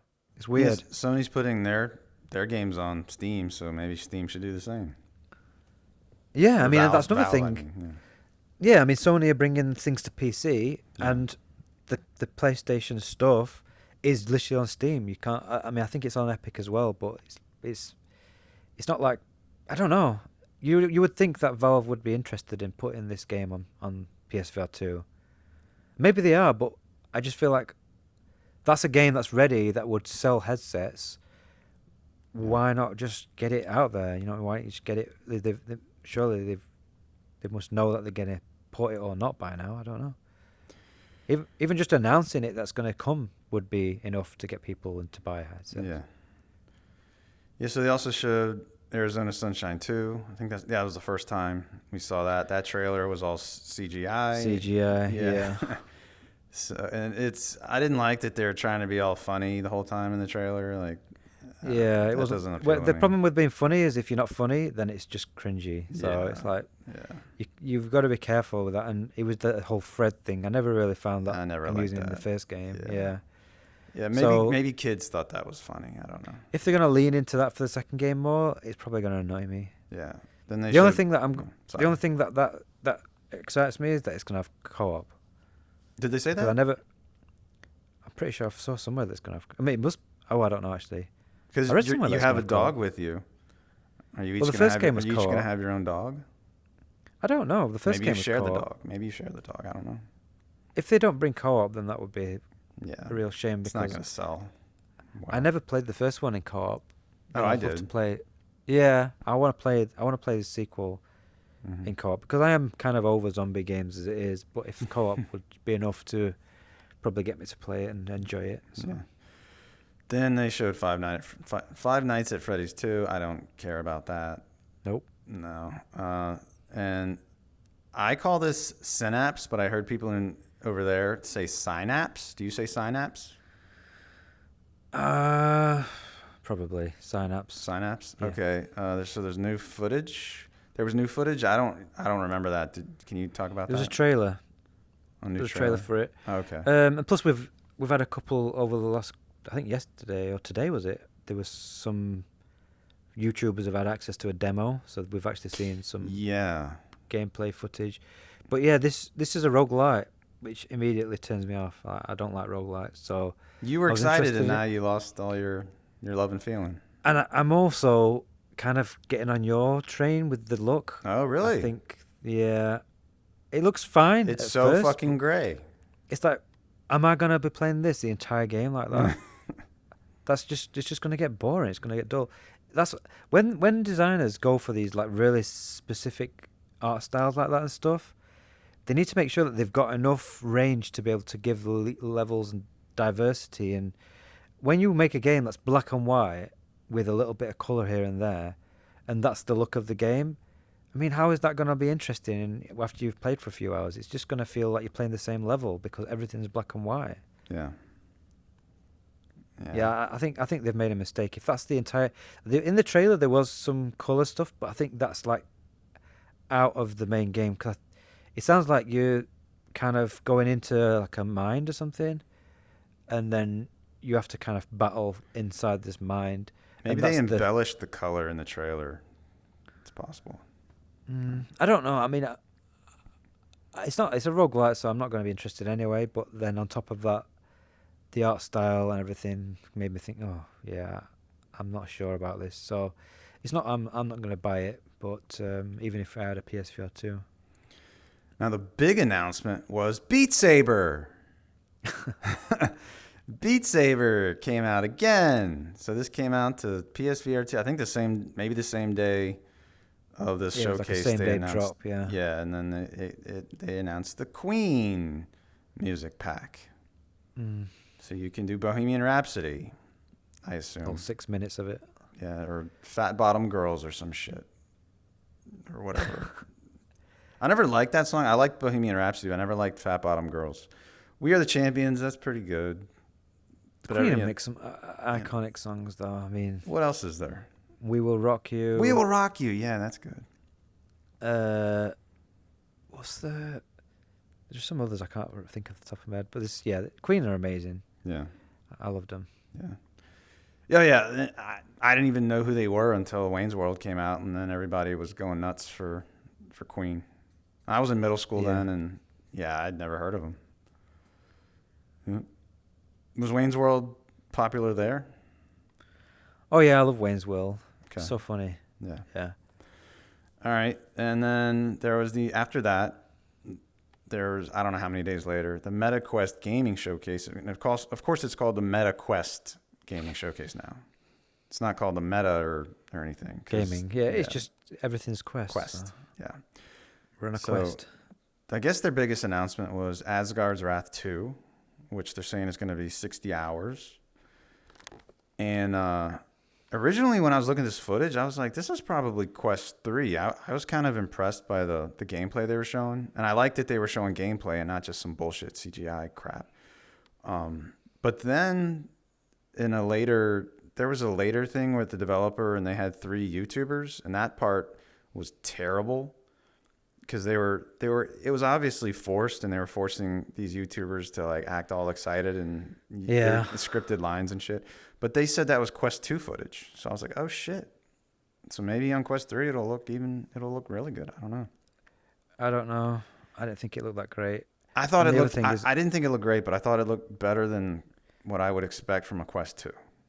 Well, the thing about the Quest 2 is that it looks, in my opinion, some people don't like me saying this, but I think it looks worse in the headset than on 2D screen. Oh, that's a good point. That's a good point.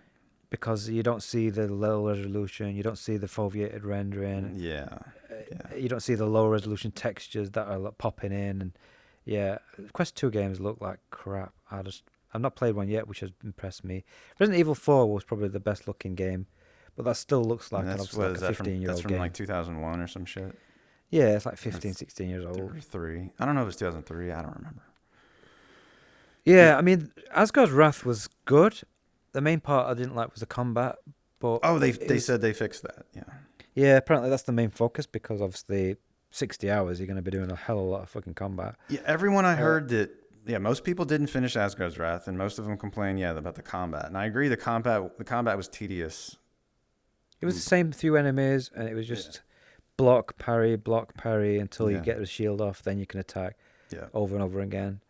And what I liked about Asgard's Wrath was visually it was really impressive. Mm-hmm. Every new chapter, I did a little whistle then, was diverse and felt like you go to a new environment. You'd have a different character, which you could look down and you can see your body and everything. You had these little buddies that were following you. You could fist pump and they could help you with puzzles and stuff. So the combat was at least like my least favorite part of the entire game. Yeah, every time that combat thing would happen, you'd be like, "Oh God," because you'd be Yeah. walking toward a place and you'd just like, "Oh God, I'm gonna explore over there," and like, then like, I fuck. turned it. I did after 15 hours. I put it on easy, and I was like, I cannot, because if you put it on easy, you didn't have to do the rune thing. You could just attack. So I was like, Oh really? yeah, you could. You didn't have to do the parry thing. You could just go in and then just hammer them. It was really easy, but it was like I just want to get through the combat just to see the rest of the game. I was just so fed up with it. Yeah. But the thing that I saw in the trailer was the second one was that they're boasting about it's the biggest thing. It's 60 hours but the world looked empty. It's like these massive open areas, and you've got like two enemies stood in the middle of it, and like a building over there, and there was nothing there. It's just I just don't know why they've got this obsession with making it the biggest ever with 60 plus hours, and it's just going to be a complete bore fest. I think. I just don't think it's going to be fun at all. Lots of walking to get to the next. Well, apparently place. you can get like you can ride something, and you ride, but you're going to be riding. You're going to be riding like empty spaces just to get to somewhere else, just to do like some sort of side quest or something. And because even with the first game, it was a ball ache having to load back to the pub, like tavern environment, so you could upgrade and stuff. That used to piss me off. I wish there was a way you could just like spawn something in the game world, like a guy would just pop up and say, "Hey, do you want to?" And you can upgrade there. But you had to wait to go back, and it was a massive game as well. And the loading, I think the loading screens might have been kind of long. Well, I was on my old HD. Oh shit! drive, it was really long. So it was literally 5 minutes. I timed it. I used to take the headset off. I used to take the headset off and just sit, wait for it to load, and then put the headset back on. Wow. It took 5 minutes.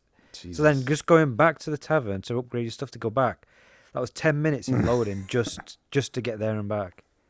Wow. I mean, it's long. I think even with an SD card, it was like a minute plus. So, yeah. I was using SSD, but I do remember it was a long load time. Yeah. Yeah. So, I mean, obviously, this is going to be much smaller because it's going to have to fit on the Quest, which means it's just I've got a Quest 2. I could play this game, and I have just no interest in it. What was it? Your brother gave it back to you? Yeah, he tried it and was like, "Yeah, I'm okay." And gave it back. So. I couldn't even give it away. What did he try on it? He tried Resident Evil 4. He tried Walkabout, Mini Golf. He tried like some of the best shit. Yeah, he didn't like it. Did he play golf with you? He openly admits that he's just lazy though. So he just don't want to stand up or move his arms or anything. When I was playing Tears of the Kingdom, I felt like a lazy piece of shit because I was just laying there. I think it depends on what you do for a living, but like I used to be on my feet a lot, and sometimes I would come home and just like, oh, I can't be bothered to do VR. Yeah. Whereas now I'm sat down pretty much all day. Yeah. So now I want to get up and I want to do something. I don't want to be sat. I don't want to finish work and then spend another few hours sat. So I'll literally make a point of standing up, putting the headset on, physically walking around and everything, because to me that's just. I don't want to be sat all day, so I enjoy playing VR. But if you're doing like a physical job where you're working all day and you're on your feet, I do get why people wouldn't want to, put a VR headset on. Yeah, we used to do a podcast with Wes, and I know he likes to sit and play games. But then I asked him about his job, and he was like, "Yeah, I'm on my feet all day at work." And I was like, "Oh, that makes sense." Yeah, it does make sense. I mean, when you're on your feet all day, the last thing you want to do is be on your feet again. Yeah. For fun. So. Yeah. But you can play seated and physical, like snap turn or whatever. So the other big one was Bulletstorm. That's coming to Steam and PSVR 2 also. Yep. And I think the footage, it looked like that was probably PC. I don't know, because some people were doing like comparisons between the non-VR game and the VR footage. Uh-huh. And the VR game did look a lot worse. Like, didn't look anywhere near as good as the... Well, even on PC, it would look worse, wouldn't it? I'm surprised, because it is an old game. We're talking Xbox 360 area. It's multiple years old. It's not like a... I think 2013. I think I looked it up. So you would think that you'd be able to get this running on a PC or PSVR 2 as it was, really. I didn't... You wouldn't think they would have to downgrade it that much, but it does look like some textures are a bit more simple. I Or the couldn't see any shadows. developers maybe aren't that experienced. I don't know. I don't remember The who. developers are the people who made Green Hell VR, In Blair Witch Cubo? VR. Is that in Yeah, they made what's that Wait, other horror game VR? Can't Green remember. Hell and what? Blair Witch, and there's another one, Layers of Fear. They did Layers Fear of VR. Fear. Okay. So they've got experience. Yeah. All right. Maybe they were just because they know it's going to be on the Quest, they're kind of making it for Quest and then just Yeah, that could be it. bringing it to PC and that just kind of as is, which is a bit Mhm. disappointing. Yeah. But we'll see. We'll see what it looks like. It might look a lot better that might be one of those that looks better in the headset than on a 2D screen. So Yeah. All right. And then, well, they confirmed that Assassin's Creed Nexus is still coming, but they didn't show it. They said it's going to be shown at the Ubisoft Forward event June 12th, which makes me hope it's not a Quest exclusive. well, there were rumors that apparently the exclusive was dropped because Meta are cutting costs, so they Mhm. kind of rather than pay for the exclusivity, they said, "Well, just release it wherever." Yeah. The problem is like with Medal these, of Honor. Same yeah. thing. Yeah. I think that the problem is that it's going to be made for the Quest. I mean, it was Yeah. originally being made for the Quest, Yeah. so the whole scope of the game is going to be built for the Quest. So even if it does come to PSVR 2 and PC, I don't expect it to be like a big upgrade over Mhm. what it was originally going to design for. So, Yeah.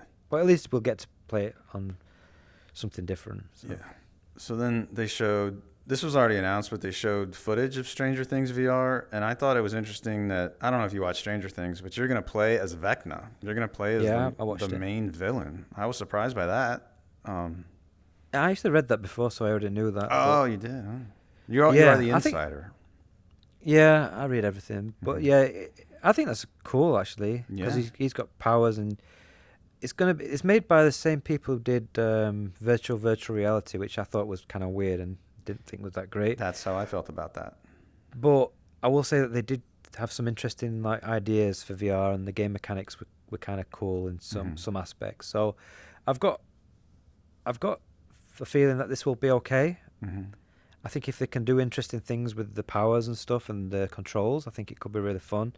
I thought the art style looked pretty cool. One thing I did notice about this Meta showcase was that most of the games went through this kind of cel-shaded Yeah. look to them, and Mhm. obviously that's obviously because the Quest. Yeah. It's like it's the only way to get games to look half decent. I also For the was thinking Quest. like Vecna's world is a perfect world to do that art style because it's so weird and abstract. Yeah, it would just work. I mean, I will say it works for this game. I Yeah. don't want every game to look like this, but it does work for this game. Yeah. And yeah, I like the show. I watched all the seasons, so Mhm. I'm definitely looking forward to this game. I think it could be really Yeah. cool. And in the show, we never get to see much of Vecna in that world, like what happened, because he goes into that world and then like somehow he turns into that fucking creature, and we don't really know that. Maybe this does some of that story.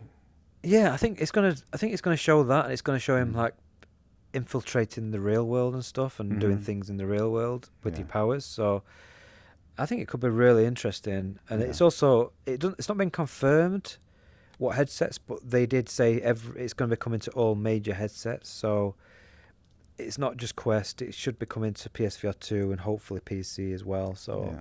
that's although virtual reality 2 still hasn't come to PC, so who knows? Oh, really? As long as it comes to PSVR 2, because I am going to get one eventually, I'm okay with that. But I just don't want things to be Quest exclusive, because I just don't, I'm not going to buy Quest 3, but yeah. Oh, that was a I just don't- spoiler. You're not Is gonna. that I already know you're not gonna buy it. I was gonna ask you. Oh, fuck knows, I'm not buying one. Yeah. All right. I shouldn't be surprised. I don't use the one I've got. Yeah. So this was a surprise. Seventh Guest, the old CD-ROM game, is coming out for. Oh, you put here. It's also coming to Steam and PSVR 2. Oh, good. Yeah, it is, yeah. Okay. I never played it, but I saw ads for it all the effing time. Like I subscribed to GamePro and Electronic Gaming Monthly as a kid, and like I was always reading that shit. And I remember seeing Seventh Guest all the time. Did you play it? I never played it, but what was it on? Was it like the Panasonic 3DO or It was on. something? It was probably on everything, like PC, 3DO, probably on Sega CD, probably on. We had on, something like the family TurboGrafx. bought something. My stepdad bought. I think it was the 3DO, and they started playing this at night. And I was a kid, and it just scared the shit out of me. And I ended up leaving the room and didn't what because they were like playing it, and we were all watching it as a family play it. And I just couldn't do it because it was just scared the crap out of me. Obviously, it's probably laughable now, but I was just a really young kid. Yeah.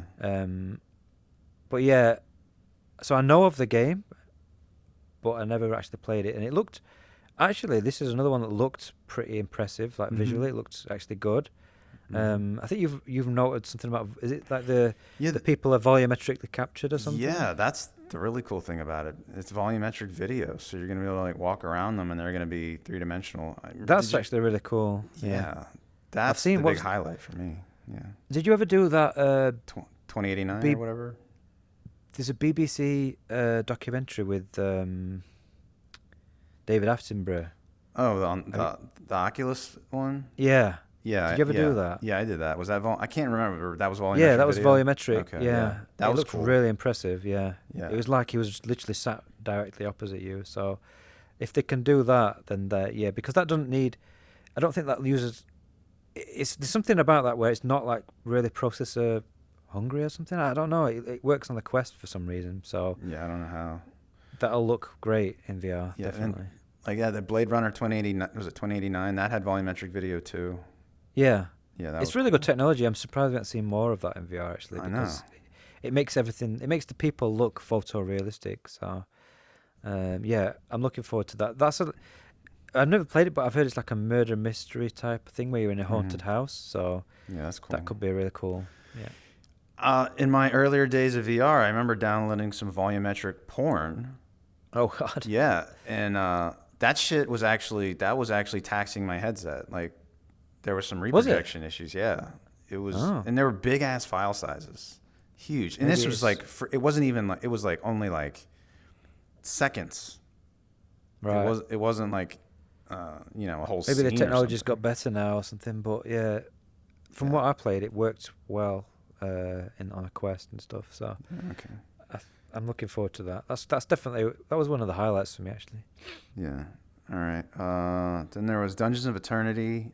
What was that? A co-op game? I didn't even pay attention. It didn't look particularly. I don't know. interesting. Yeah, I don't know much about that. Maybe it's like what the hell? It was some is sort that? of co-op dungeon crawler, but it didn't look. It looked like a proper Quest thing. Yeah, it looked looked like a Quest game. Yeah. Vampire the Masquerade Justice. Apparently, this is some IP from the past. I don't know anything about it, but it looked like it could be interesting. Yeah, this was another one that looked really good. Yeah. It's Fast Travel Games who have made some half decent games. I won't say they've made anything really good, but this looked like it's been made from like a good studio, and I thought that the visual again. This is another one that's similar art style to like Stranger Things a little bit, but it looked a bit more realistic, photorealistic type of. It looked really cool. I thought visually it looked really impressive. It's like a stealth game where you're a vampire and you're going through the night having to like kill people, I guess. And you have to stay in the shadows and you've got like powers so you can kind of like teleport but in like a vampire way to different places and stuff. And a lot of people said it looked like Dishonored, which I think it's not really played much of Dishonored, but it did look kind of like what I've seen where you've got powers and stuff where you can transport into different objects and things like that. So yeah, that could be really cool actually. That's another one I'm looking forward to. The end of it, Justice, probably means you're killing like criminals or shitty people. That's my guess. Yeah, I think there was something about it where you're not just some sort of like blood-sucking vampire that's just killing people. It'd be interesting to see this one. This is definitely up there with. I thought this showcase was actually good overall. I thought. Oh yeah, way better than PlayStation's. Yeah. Yeah. So then Racket Club. I think that there's a game here that people are playing a lot. What the hell is it called? Oh my God, this pickleball. Racket Club. Pickleball. I think it I've was heard just about this pickleball. Do you pickleball. guys have pickleball there, or do you call it something else? No, I've never heard of it. Okay. But it looks so lame. They were just like Yeah. stood a few feet from each other, literally just like boop, boop, boop, boop, like Yeah. Pong or something. It looks really pathetic. Yeah. That's And what the I think. animations of the people looks a bit weird as well. It's, Yeah. So then Underdogs, that's like some sort of mech fighting game that's coming to Steam and PSVR 2. Also, it's already on Steam, right? There's already a Steam page. There's a Steam page, yeah. Yeah. Oh, the Vampire Masquerade one is PSVR 2, but there's no Steam page, and the previous games haven't come to Steam recently. Oh, okay. Like they did Cities VR, and they've just done what's the budget cuts bundle thing that's not coming to Steam. So I've got a feeling that won't come to Steam. I think that the particular developer just don't do Steam anymore. So PSVR 2 and it's going to be Quest, but that's why another reason why I do need to get PSVR 2. At least we've got that option there. Yeah, so Underdogs, it's another, I don't know, would you call this cell shaded? Yeah, Yeah. it's like I say, on most of the games, it all looks like this kind of cell shaded. I do like the art style, but it's just every single game was using this It art looked style. like it was mostly punching, from what I remember. Yeah, it looked like you're in a mech, but when your motion controls control the arms, so you can kind of like swing. Mm-hmm. It looked like an arena game. Yeah, I'm not into arena games. The developer have said it's more than that, but I think it's going to be a roguelite, so that's me out. Power Wash Simulator, that was announced. I don't know if that's Quest only. I do not get the obsession with this game. I know. This is gonna be a big thing. I think it's Why? gonna sell a lot of headsets because I think kids love this shit. Even it's not kids, adults play it. I've seen streams of adults doing it. I don't know. And they've got loads of DLC as well, where you can like power wash the Tomb Raider mansion, or power wash Final Fantasy VII vehicles and stuff. I think they just think it's funny, maybe, that they're power washing. It's like a in meme game. type thing or something. I don't know. It's so weird. Yeah, I won't be playing it. Yeah. They can come and power wash my drive if they want. If I they like power washing so much. need my deck and my fence power washed right now. Yeah. So come do it. If they enjoy it so much, come and do it. Yeah. Yeah. Okay. I won't charge you. You can just do it. Then Silent Slayer Vault of the Vampire. I had no idea what this was. I watched the trailer and was like, oh, all right. This actually reminds me a lot of Five Nights at Freddy's. In that game, there's a mode where you have to work on the animatronic animals, and you have to be very careful and like do things slowly. And if you do something wrong, it'll come to life and like scare the shit out of you. I think this is that same type of thing. So it's like that. What's that game where you, that board game where you like Operation? Operation. Yeah, it's like that VR. So you gotta slowly do some sort of puzzle to get the the vampire's coffin open, and then kill it with a stake without waking it up. It's made by Shell Games, who are the same developers as I Expected to Die. So it could be good, but we saw so little of it. It's difficult to know how good it's going to be. Yeah. I feel it's going to be a Quest game. I just got a feeling it's going to be nothing particularly interesting, but we'll see. They showed Samba de Amigo, which was that a Dreamcast game? It's a Sega thing, so I've never heard of it myself, but people seem to know it. Yeah, it's like a maracas thing. Yeah, maybe there was a maraca peripheral.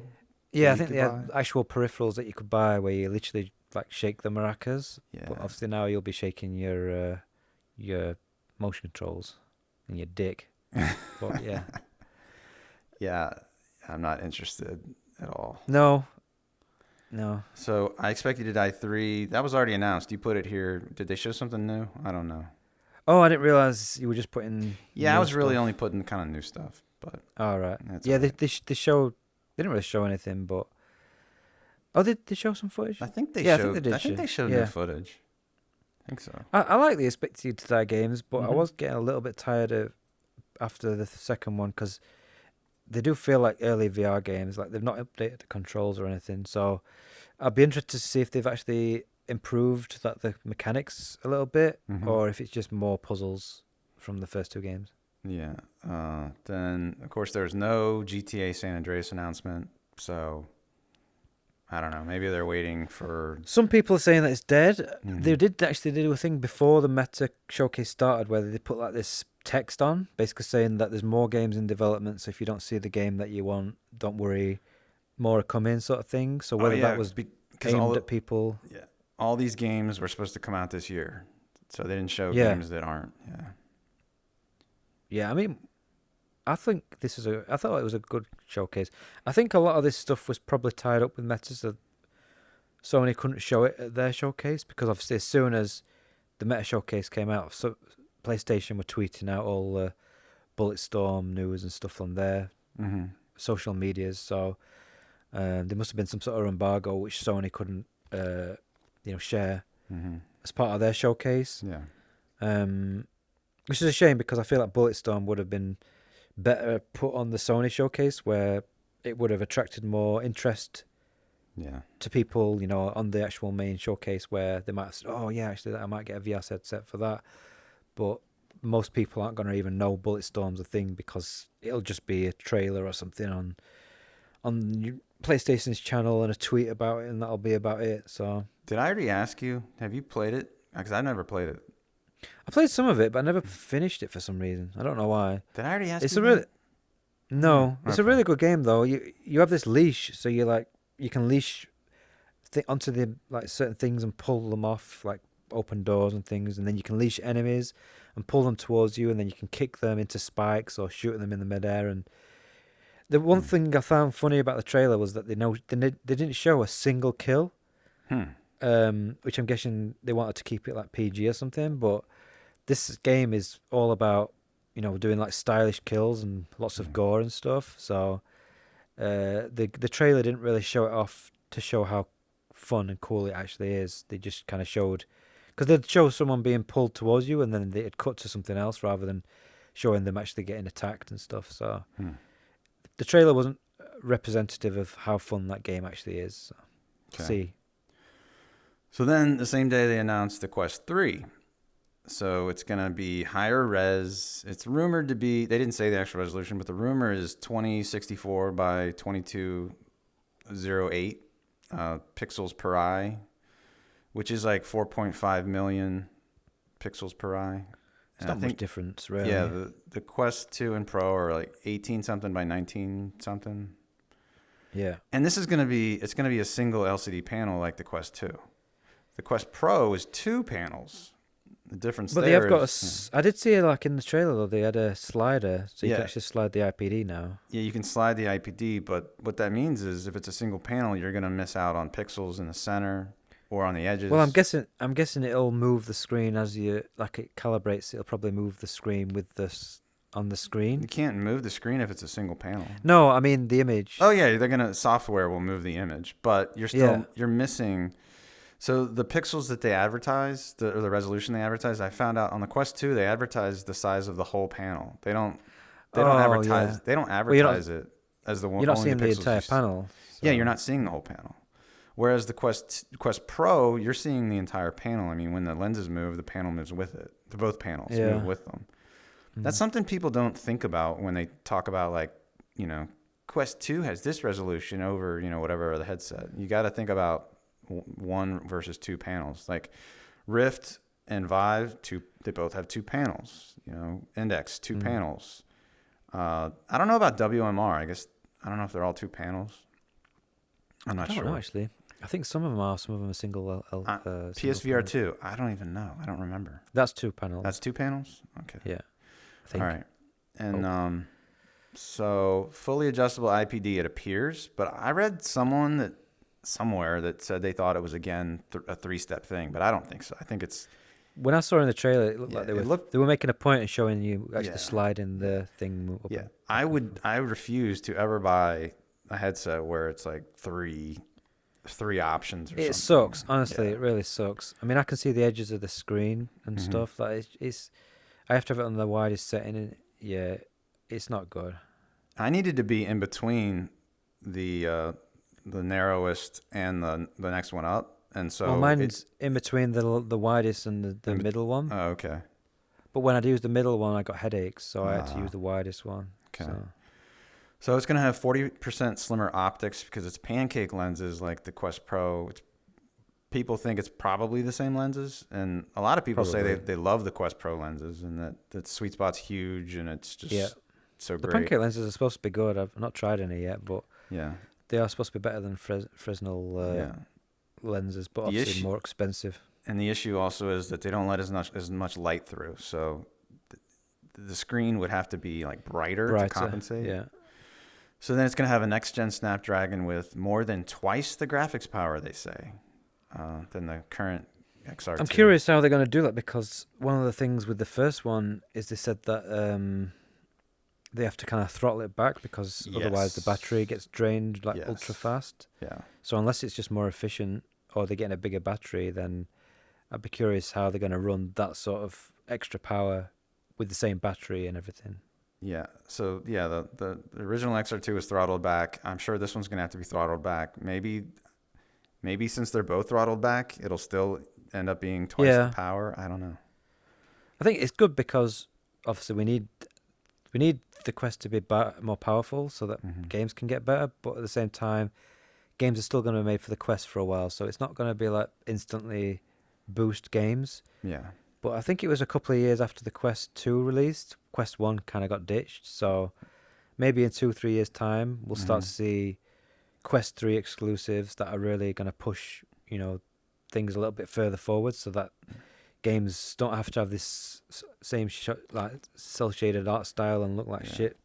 I think I read or heard that Oculus or Meta or whatever has said they're going to support Quest for 2 more years. Like I heard that recently. Yeah, they're not gonna. It's like a console Yeah. thing. Whenever a new console comes out, they have cross-platform, and then eventually you start to see exclusive stuff for the new console. So yeah, a couple of years, and we'll start to see Quest 3 exclusive games, I think. Yeah. So this Quest 3 is going to have high-res color pass-through. I'm not sure what they mean by high-res. Dual. Here we do. Dual 4-megapixel RGB cameras. So that's what they mean. Whereas Quest 2 is just black and white and looks like shit.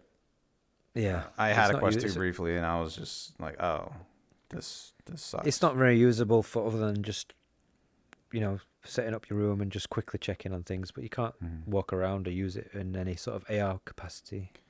And this is going to have a depth sensor, which the Quest Pro lacks. So I guess the hand tracking will be better.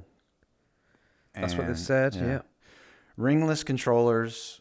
But unlike the Quest Pro controllers, there's going to be no cameras on these controllers. They're just going to rely. There's going to be IR LEDs on the controllers, on the face of the controllers, and they're going to rely on hand tracking and AI and the accelerometers and gyroscopes in the controllers to do the tracking. So a lot of people are wondering, is this tracking going to be inferior to the ringed tracking of like Quest 2?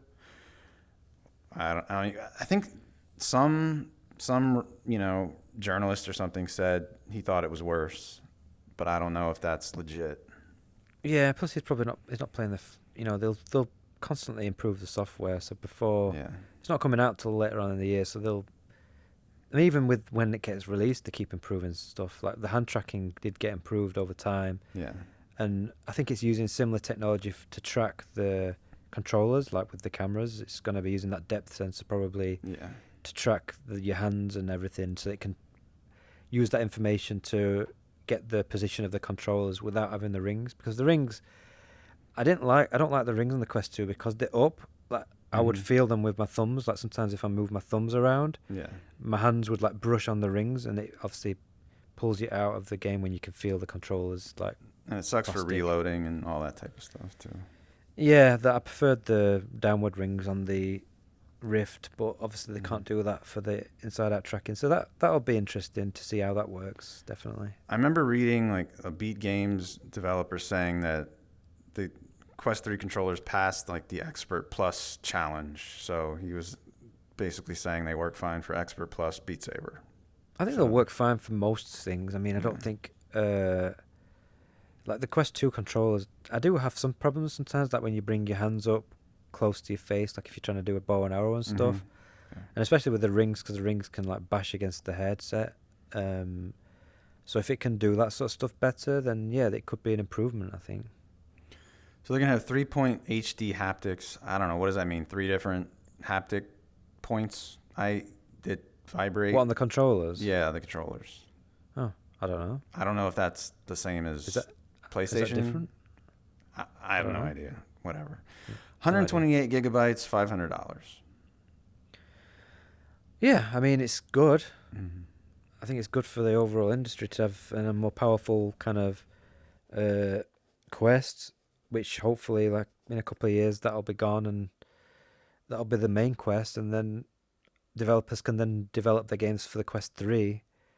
You know, if it's got twice the graphics power, if it's got more memory, it's got everything else, then it gives more flexibility for developers to make better games. So it's good. Even if we're not going to buy one, it's good overall for the VR gaming industry and for us. So. And I assume it'll come with Wi-Fi 6E. Unlike Quest Pro was supposed to come with it, they had to do an update. I think it has it now. So maybe this will be good for wireless. I don't know. Could be. Yeah. If it's comfortable, but I mean, based on what I've read, the Pro is not very comfortable, so I don't know. Yeah. They just don't seem to make a comfortable headset. Yeah. So the most recent. Are you going to get a Quest 3? Oh, probably not. Probably Are you not. going to? There's nothing to play on it. There's nothing that you're going to want to play on it. Well, if the wireless, so I have a Wi-Fi 6E router.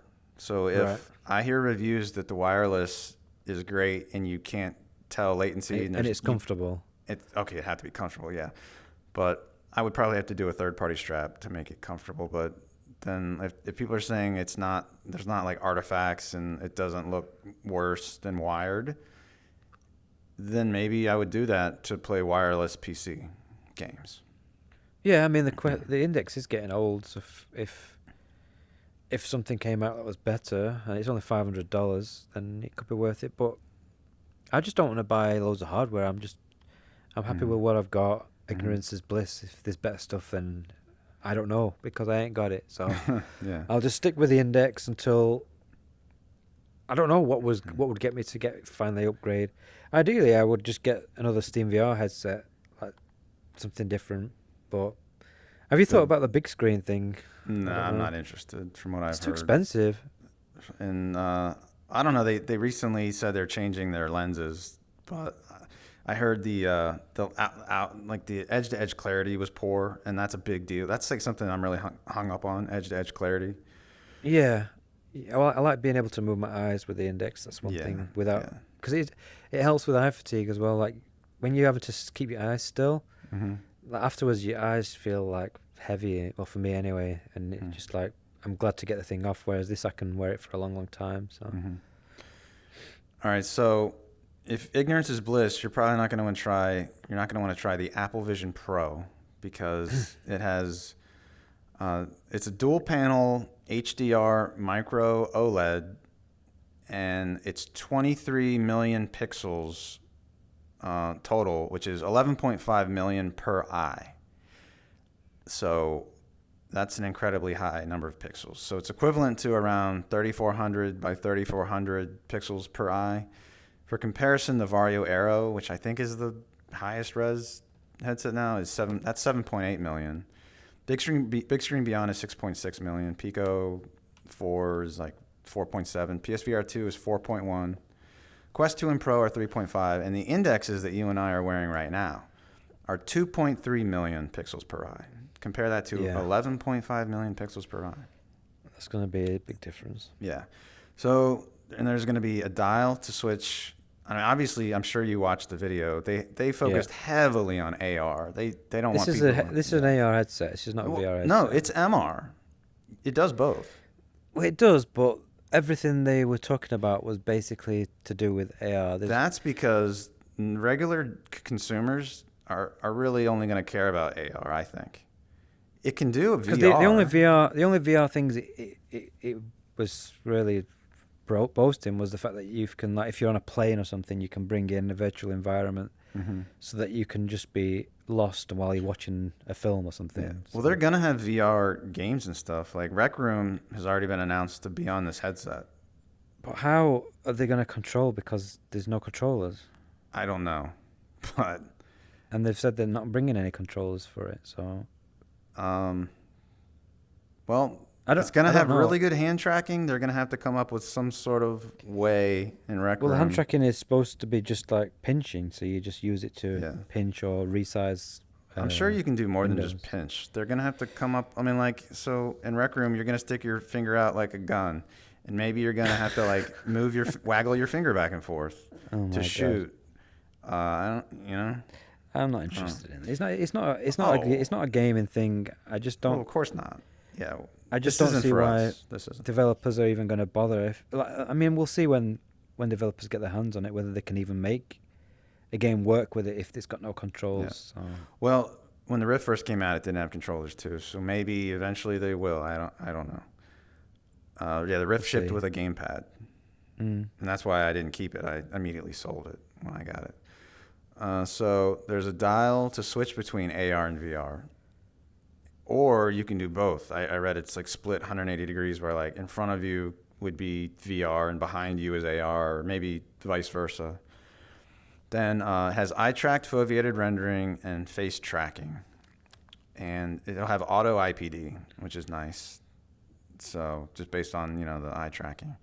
Yeah.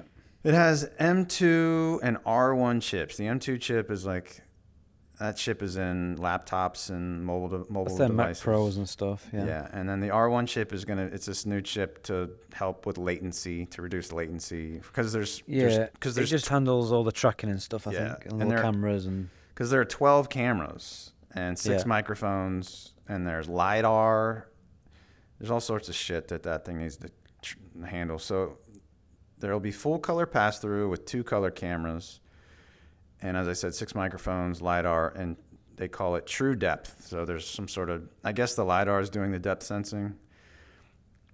So it takes 3D photos and videos from the headset. This is brand new. I've never seen this before. So you can just wear the headset and point it, and then it records in 3D. Yeah, and then watch those back on the same headset you took the picture with. Yeah. And it scans your face. You just take the headset off and point it at your face, and the LiDAR will scan your face to make a realistic avatar. So then once you have that, you put it back on your face, and you can do, what do they call it? FaceTime? FaceTime. And people will see they call it persona. They'll see your persona. And what I don't know is, like, does the other person also need to have one of these headsets for that Well, I'm to guessing work? if it's on a phone, it'll just show like on yeah. the phone screen their avatar. But then Yeah. if they have another headset, then there'll be like a 3D version which they can see in their like real Mhm. space. Yeah. But that'll be a rich family if they've got 2 of these. Yeah. The weirdest thing I thought was that eyesight display. So on the outside, it's going to show your eyes, which to me is totally unnecessary. But maybe that appeals to regular people. I thought that was. I thought people have been taking the piss out of that, but I actually kind of think it's a good idea because if this is going to be an AR headset, which is obviously going to be something you're going to use, not to isolate yourself to gaming, being able to see, like if you're talking to someone and being able to see their eyes and know that they're looking and talking to you, could actually be really useful. Yes, but I think it looks like shit. That's my issue with it. I think it looks bad. I'd have to see what it looks like in real life Yeah. because obviously if it's just like a 2D screen and your eyes look like really weird, then I agree. But I think it's better than not being able to see their eyes at all. It's better than nothing. But I'm wondering, how much battery does that use up? How much weight? Well, the screen how much on the weight front, is it adding? Well, that is something I want to talk about in a minute. But yeah, weight's something that they've really. Yeah. Anyway, I'll let you say the rest of the specs and then we'll talk. All right, ray traced spatial audio, whatever that means. This is something I don't really buy. Ray traced spatial audio is actually pretty cool. It's where it basically ray tracing is where it bounces, like with ray traced lighting, for example, it bounces light, so it can get bounced light in, and you can get light more natural. Whereas ray traced audio is doing the same thing, so like it'll bounce. So like say you're in a game and you're in a small room, it bounces the rays and counts how long it takes for it to bounce back. So then it can adjust the audio so it sounds like you're in a smaller room. So you get like echo and stuff compared to like if you're in a bigger room or a big open environment. So the sound will sound different. Ray traced audio is something that you can get in PC games and stuff, and it's really cool. I know one thing I know nothing about is audio. like I don't. So there's these little pockets on the side. It's sort of like Quest 2, where it's gonna do the like. But probably like infinite be better. Yeah. But how? I don't understand how those little pockets are able to do this special Well, this audio. they're like off-ear headphones, aren't they? Like with what we've got now, they're not touching our ears, so it's just going to be like It's in the head something that's strap. next. I think it's in the Yeah, head but strap. Yeah. it's near your ears though. It's just Yeah. going to project it down towards your ear. But in the marketing, of course, it's just marketing. They say it's going to sound like the sound is coming from different places in your room, Yeah, but from those I little think pockets. yeah, I mean, Yeah. I think it'll be if it's close enough to your ear. I mean, it's only Okay. imagine our speakers we have now, but imagine it's just a little bit further up, like just Hmm. directing it down to our ear. As long as it's directing it towards your ear, then it'll be fine. I mean, when we hear things naturally, the sound's coming from a distance. It's not like right next to our ear. Yeah. So as long as they're powerful enough to be able to project the volume, then yeah, you could But definitely have like, good. I'm sitting on a couch. How do you make this pocket shoot audio in my ear that makes it sound like the audio is coming from the couch? Because that's how they marketed it in the video. I What don't know how that. so? I just don't know how that works. I don't. What do you mean, like the audio from the room that you're in? Yeah, Or they're something, saying that or? the audio is going to be sound like it's coming from your room. Well, I think that's just make this saying it's 3D, like really good Uh-huh. 3D audio. Obviously, you don't need to know what's in the audio that's in a room is just going to be coming through to your ears because you've got no over ear No, they're headphones. saying the audio in the experience. I'm not talking about real audio in your Oh room, yeah, yeah. but they're saying the audio like in the game or whatever you're in is going to sound like it's coming from your room rather than from the thing that's shooting it at your ears. Yeah, Yeah. I mean Okay. that's just really good audio. I mean, Okay. I believe that. Yeah. All right. Well, I guess I can't appreciate really good audio. I don't know. So it's hand tracking only, but you can use a gamepad. They showed, but maybe they'll release some motion controllers eventually. I don't know. There's an external corded battery that lasts 2 hours, or you can plug the headset directly into an outlet. So instead of having the battery in the headset, like Quest, it's gonna be a tethered battery that I don't know. You can put in your Put it in pocket. your pocket or something. Yeah. Or I guess some people will maybe attach it to the back, and maybe there'll be third-party straps that will allow that. I don't know. Fuck it hell. I don't know. Optional ear-to-ear top strap. They didn't show that in any of the videos, I think, but yeah, instead No. of like the strap we have right now, that's like forehead to the back of our head, it's going to be like ear to ear, which I don't know Yeah. why they prefer that, but comes out early 2024 for $3,500. Yep. And buy one? so people that have had hands-on have said, multiple people that I've read or heard in videos, they said it's heavy and it's uncomfortable. And they've said the Quest Pro is more comfortable than this headset. And the Quest Pro is something that many people have said is uncomfortable. Yeah, I've heard many people say that it's uncomfortable. Yeah. So that's a shame. That's one thing I was going to mention because they've made this big thing about we've used metal and we've used glass. It's like, why are you using these materials that are really heavy? Mm-hmm. I know you want it to feel quality, but this is something that's obviously weight is so important, especially at the front. Yeah. I mean, it's just bizarre to me that none of these people can make a comfortable headset. How is the Index, which is £800, like one of the heaviest that's out there, comfier than these Quest Pros and stuff that are literally like a quarter of the weight? It just makes no sense how they're managing to screw it up so much. It just has enough counterbalance. Yeah, well, that's what I mean. That's why they should have made the front end stuff in plastic. Obviously, that's not what the Apple wants to do because it wants to be premium. But yeah. they could have saved some weight there and then put the battery on the back, Yeah. the strap. Yeah. I don't know. The only hope is that there's third-party straps that improve it. I thought the strap looked cool, like the way they're done with the fabric. But again, it's going to be 3D woven. It's going to need washing a lot though, probably, because it's going to get a bit gungy. Mm-hmm. Yeah. So I also heard the pass-through video is like the lower end of HD. So it's not. It doesn't actually look like real life, even though the res is so high of the Well, that's screen. weird. Then what's the point in that? I know. What's the point in having these high-res screens If and you're then the gonna, cameras are shit? yeah, Well, you need to make 4K cameras then, don't you? yeah. I don't. Yeah, I agree. I don't know why. Does having a really high res camera is that I just gonna thought it kill was the going to be battery? like Yeah. I thought it was going to look like, you know, you're looking at your actual room. I thought that's what the whole point. It will be compared to all the other headsets, but it's still not. It's still not going to look Yeah. like real life. Mm. Yeah. There are 'Cause that whole probably people out there that are like not VR enthusiasts that are like, "Oh my god, this looks just like real life." But according to the people that actually know, like the type like Ben Lang and David Heaney types, they're like, yeah. "Nah, it's not." It's not. Yeah, lower end of HD. I don't know if that means 720p. Maybe that's what it looks like. I don't know. Well, Or maybe HD. some people think lower end means 1080p. Probably. I don't know. I don't know. I mean, it's difficult to know what it's going to look like. But Yeah, I mean, I don't know. It's not something that I'm going to buy.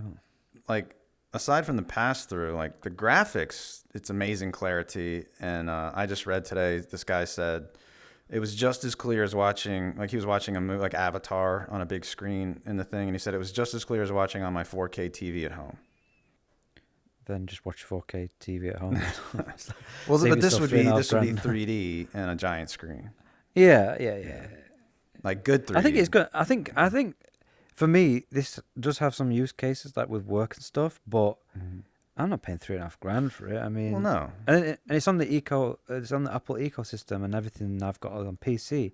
Mm-hmm. If someone made a PC headset that was amazing quality, that I could hook up to my PC, it didn't even need to have a processor unit or anything in it, that I could then like pull out Windows like virtual desktop, but in like amazing quality and stuff, and work with it, like from a production standpoint, that would be something that might appeal to me. But I'm not going to pay like I would only pay like I don't know a few hundred for it at most. I wouldn't pay hundreds, thousands for it. I mean, it's not worth it. Didn't you Like pay if I could, $1,000 for your Index?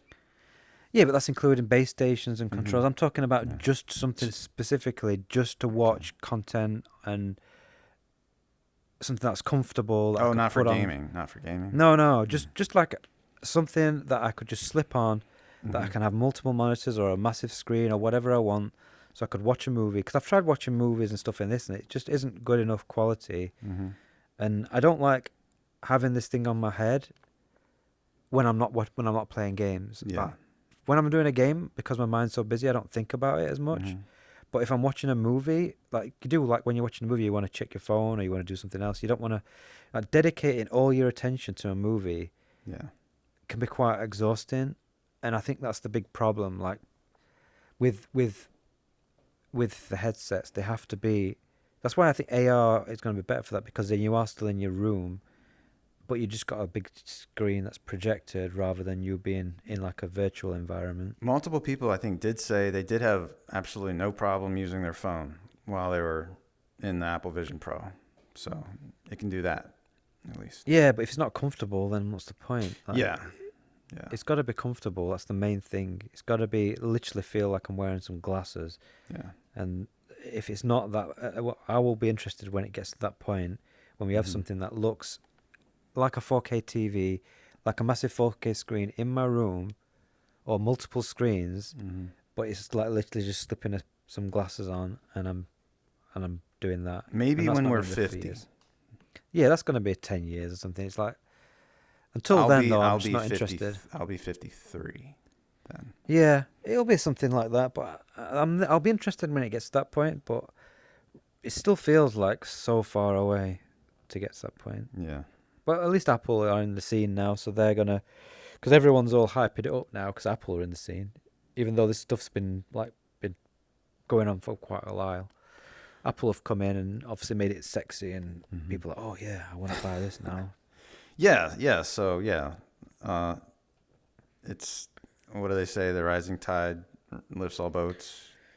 Yeah. Something like that. Was yeah. that Anthony's thing? Yeah, that was his thing. He used Yeah, to that say was that. Well, he was saying that like 3 years ago, or something. Yeah. It feels like we've been repeating. He jumped ourselves. ship a long time ago. Yeah, he's given up. Yeah. I was It's wondering funny if this because would bring him back, but he hasn't said anything yet. no, I wonder what he's doing. Yeah. Multiple people did say it has great hand interactions, better than anything Meta's done. Yeah, I've heard that the hand tracking works so well that you Yeah. forget that you're even doing it. It's like a natural thing after a while, and then when Mhm. it doesn't do it, it feels weird because you're so used to it working. Hmm. Like, most of the time it works, but occasionally when it don't work first time, Mm-hmm. it kind of like all of a sudden it's like, whoa, why is that? Like, so I think they've got a lot of stuff right with the way that they've got the cameras pointing down so that you can just have them on your lap, just kind of just moving your hand rather than having to have your hand. Because with the hand tracking on the Quest, you've got to be in a bright environment. You've got to have your hands in front of the camera, so you've got to have like your hands out, arms stretched out in front of you, and even then it can be finicky and don't work all the time. So if this just works where you just sat comfortably and you just kind of have your hand on your lap and you're just moving your fingers slightly, that could be really good. Mm-hmm. All right, so upcoming games. Well, Undead Citadel came out today. Yep, we talked about that. So we just both played it. Mixture, June 8th. I think that's... Is that coming to PC? Because I have not looked. I I can't find think a I Steam saw page. Quest only. Oh, okay. Because Yeah. I was actually interested in that because it looked kind of cool. Yeah, VR Giants comes out June 14th. This is so one person's VR, one person has a gamepad. So sort of like Carly and the Reaper Man. It looks like you're going through a level. What's it called? Asynchronous. Yeah, asynchronous gameplay. Yeah. Pixel Ripped 1976. That comes out June 15th. You'll like that one. Yeah, I'm sure. Yeah, I'll get that. That is gonna. Atari is. I think they're helping fund it. And Yeah. It's gonna be about Atari. So Rooms of Realities comes out June 15th. What was this? I think. Oh yeah, this was like an escape room thing, and it's on Steam. So I might be into that. I like escape rooms. Sherlock Holmes: The Case of the Hung Parliament comes out June 15th. I think that's. I've never Quest, heard of that. I think it's Quest only. Oh. Yeah, it sort of reminded me of, there was a Sherlock Holmes game on Sega CD, on Mega CD. Right. It's Sherlock Holmes Consulting Detective. So this one has like video, and I think you have to solve mysteries and stuff. Right. Then F123 comes out June 16th. That's probably gonna suck, right? I don't know. Okay. If you like racing games, I've got the second. I've got the one before, and it was okay. I'm not going to buy this one. It's going to be the same game, just slightly different cars and stuff. Didn't it have performance issues or something? Yeah, performance wasn't great, and yeah, it was okay. Okay. I'm not. I won't rush out to buy this new one. Operation Wolf Returns First Mission VR. That's Quest and PSVR 2. I think. Oh, and Pico 4 also. Then Dead Hook. That's a Joyway game. Comes out June 29th. It might be Quest only. I think it's Quest only. Then Synapse or Synapse, July 4th on PSVR 2. But Alex is no longer interested in that, it sounds like. Nope. And Are you interested in it? No, I never was. No. So, do you know of anything else coming out soon? No. There's not really much for us, to be honest, with this month. Pixel Rip 1976 is for you, definitely not for me. Yeah. And that's it. I mean, it's a bit of a quiet one. Yeah. So I'll try and get rid through my backlog, and that's it. I got to beat Tears of the Kingdom. Yeah, well, I don't think we're going to have much to talk about next month. Yeah. Oh, well. Hopefully there'll be some stuff just released out of nowhere. Or maybe a Valve headset will be announced. Oh, God. Imagine. Yeah, right. All right, well, That was that's a long one. Yep. Anything else? No. Thank you very Okay. much for listening. All right. See you later. See ya.